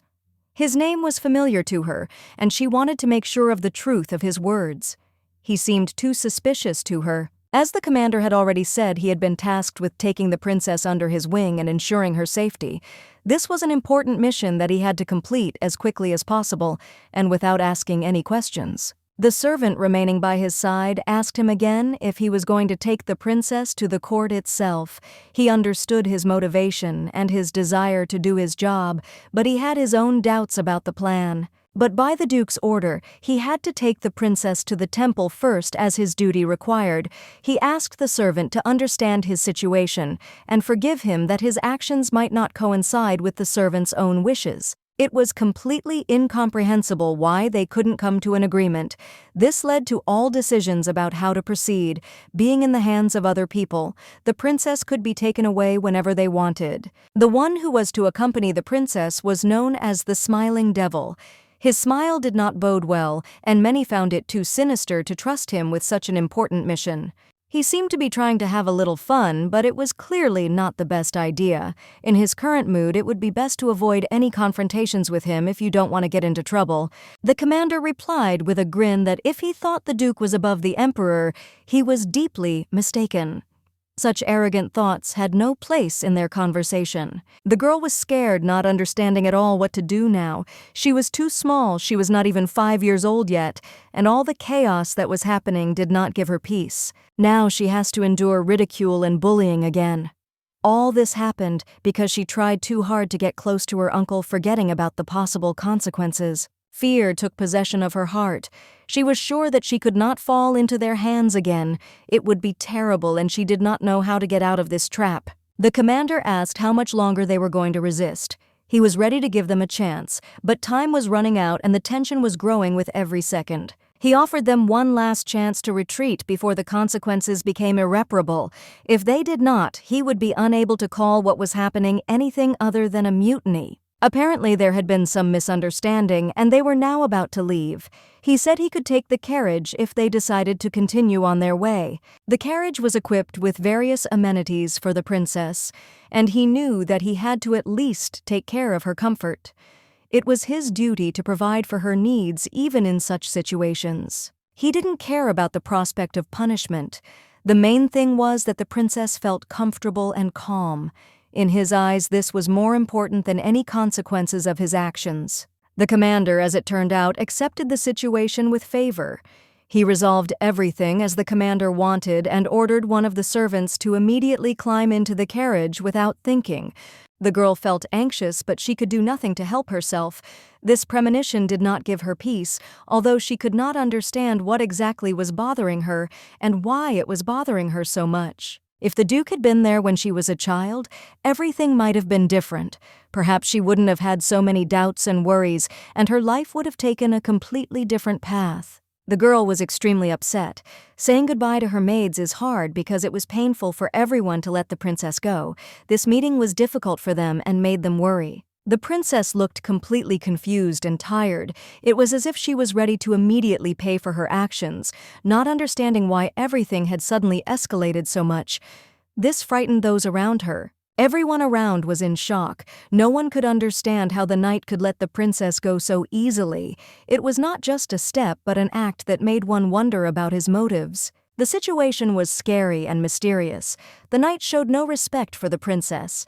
His behavior made people doubt his intentions and become wary. If it hadn't been for the knightly steel, they would have really cheated them as they should, succumbing to the excitement.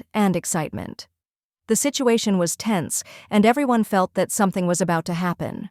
However, the knight remained calm and said that they should not act frivolously. He reminded them that they should remember the Duke's words, that creating conflicts in the operation was unacceptable. This made the other servants feel disappointed as they had hoped for more active action. The knight clarified that their main goal was to subdue the dragon, not just join the Duke. It was important to know the current location of the dragon in order to decide how to proceed, and not miss the moment he had to inform the Duke about all the events that were happening. The system displayed the participants who had gone into the chat. There were 43 of them. This was a significant number because each of them was an important part of the process that was just beginning. Among those who connected were her old faithful servants whom she had known for many years. This gave her confidence because she trusted these people in the most difficult situations.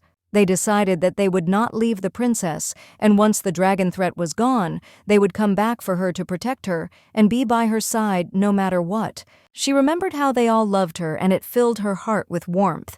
That moment when you understand that you are not alone was especially important and touching for her. She was very pleased to hear all these words of support, and she could not hold back her tears.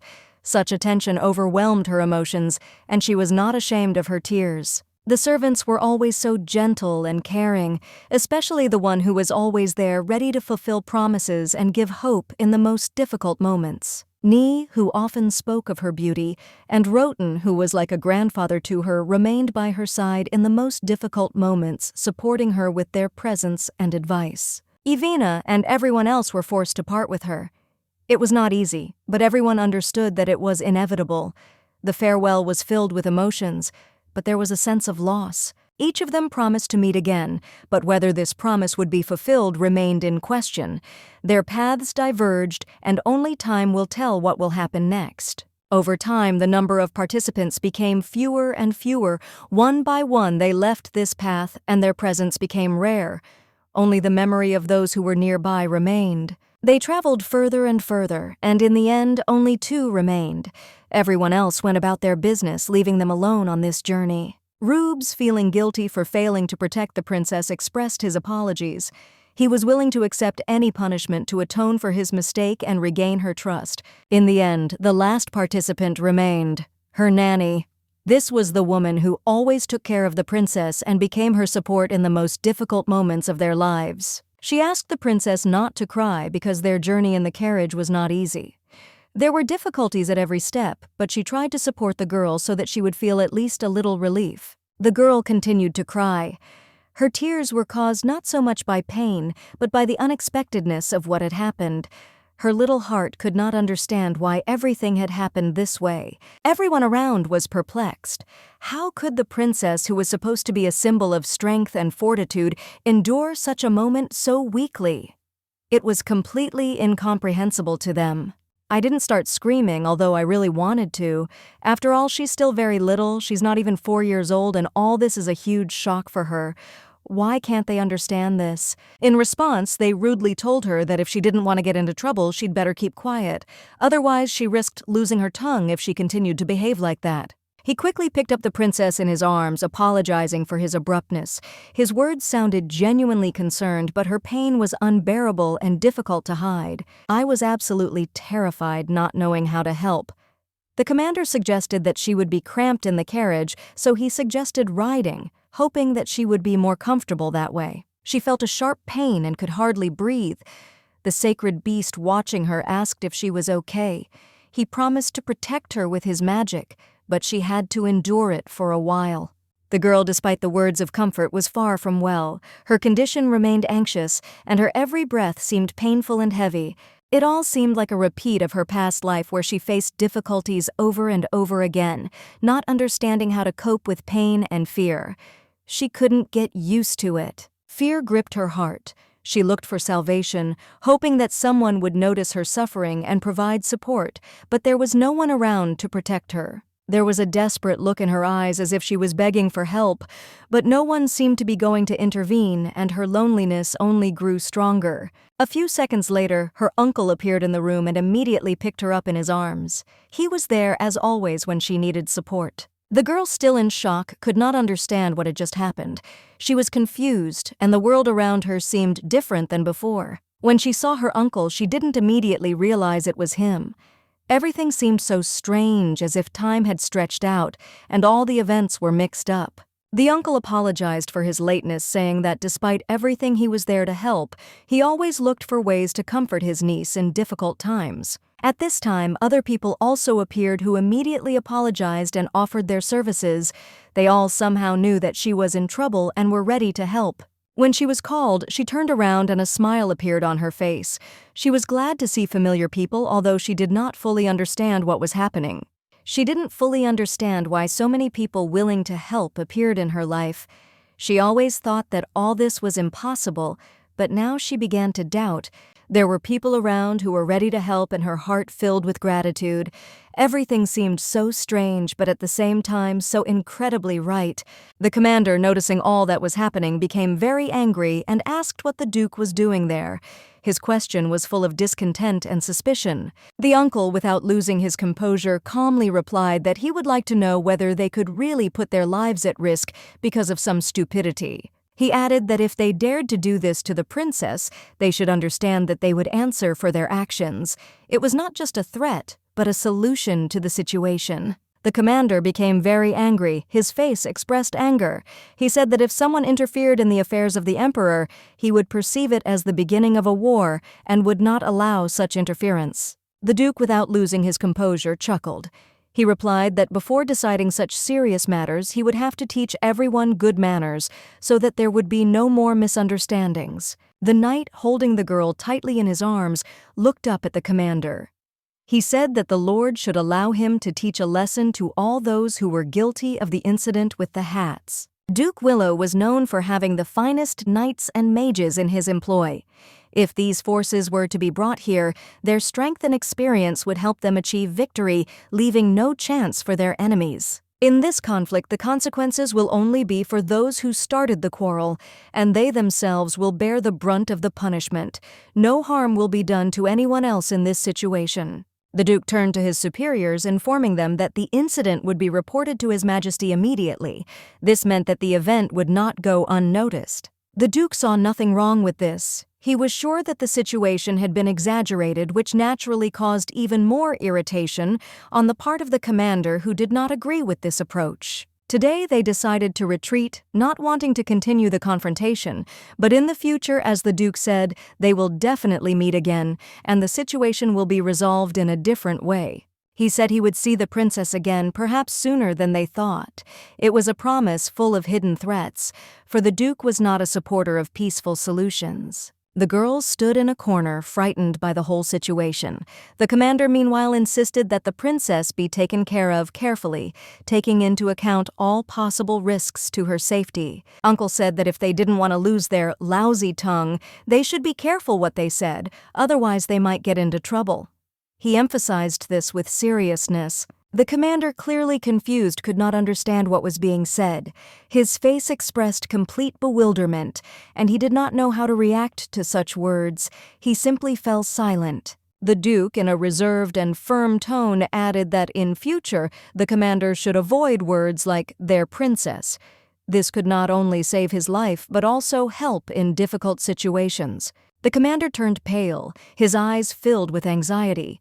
He was scared, but gathering his courage, he promised that he would not forget this incident and would be more careful in the future. The Duke's knight, frustrated with the situation, said that he would very much like to deal with these people, but they simply tucked their tails between their legs and ran away, unable to answer the challenge. The girl asked her uncle if he would leave again. There was a lot of worry in her voice, as if she was worried about being alone again without his protection. The Duke looked at the girl and noticed her fear. She was really upset, and his gaze softened when he saw how much she was worried. He asked her why she thought he could leave. His voice was calm, but there was a lot of concern in it. He wanted to understand her feelings. The girl said with a trembling voice that he had left her, and now she felt very lonely. Her eyes were full of tears, and she could not hide her grief. The uncle, overwhelmed with excitement, quickly grabbed the girl in his arms, not knowing what to do in such a situation. His face was full of amazement. He could not believe what was happening. The girl, with a joyful expression on her face, accepted his actions with delight. He held her for a long time, and then with a smile gave her a candy, causing even greater delight. She was very surprised when she noticed the candy in her uncle's hands, not expecting him to bring it at that moment. This added even more excitement to her heart. He reassured her by explaining that he had not thrown the candy, but had simply gone away for a while to find other sweets. His words made her trust him even more. It was impossible to laugh now, but everyone who was nearby was delighted with what was happening. The situation was tense, but at the same time full of surprise. The uncle took out some fig candies, and it was a real gift for the girl. She was surprised how thoughtfully he approached this moment, brought something unusual. The girl did not expect that her uncle would bring her not just a candy, but something so interesting. She believed him and did not doubt that he would not abandon her, even if it seemed possible. She, although she was a child, felt the real pain of separation, but at that moment she could not understand why they did not return for so long. However, now her heart was filled with happiness. The girl's gaze went to the sky, and at that moment she realized that her uncle had returned to her. Tears of joy filled her eyes, and she felt that everything had fallen into place. It was definitely not a dream, the girl thought, when the fox, noticing her, asked if she had opened her eyes. The fox was sure that the girl had lost consciousness and was now coming to her senses. The girl couldn't say exactly how much time had passed, perhaps 3 hours. Time had lost all meaning for her, since what was important was that her uncle was there. The situation was so unexpected that they found themselves near the temple before they could even comprehend how they had gotten there. Everything was happening too fast, but the feeling of safety was obvious. The gentleman's gaze was intense, and he noticed that something in the princess's behavior seemed strange. She shrank back as if something had frightened or disturbed her. At first, they thought that perhaps the princess had become cold. The temperature in the temple was always stable, but it was possible that she had felt cold for some reason. But it couldn't be because of the cold, because the temperature around the temple was always the same. It's strange why the princess reacted like that. However, the night had really scared the princess a lot, and it would have been logical to punish them for such behavior, but intervention could only make the situation worse. We considered using magic to track the knights, but it would be better not to repeat the previous mistakes and launch meteorites again. Evina believed that this was justice, not just the intervention of magic. She saw it as a justified action to restore justice. She was not only a student but also a conqueror of her teacher Robin, whose methods and teachings left an indelible mark on her mind and heart. They received word that only a few people could enter the temple, and this restriction left them with a choice: whom to choose for the meeting. The girl, despite her fear, tried to hide her feelings. She did not admit that she was cold, but in a blanket she would feel much better and calmer. Evina used magic to create a blanket that could help her stay warm. Her skill in magic allowed her to do this quickly and easily. The fox noticed that she resembled a ball of yarn twisted into a point, and this was somehow strange because her movements were fast and dexterous, but still this resemblance was felt. The girl, seeing the fox's strange reaction, could not help but ask her uncle what kind of place they were going to visit, as she was curious to know more about it. Uncle, looking at her curious eyes, realized that she did not yet know what kind of place this was, and quietly, with a little excitement, said that this was a temple that they were visiting for a specific purpose. The girl immediately felt a familiar sensation and immediately remembered that she had already been here more than once in a past life, and all these memories caused disgust in her. She didn't have a single good memory associated with this place, and as soon as she entered, the servant greeted her like a princess, which only increased her inner discontent. She felt strange, for although she was here for the first time in her life,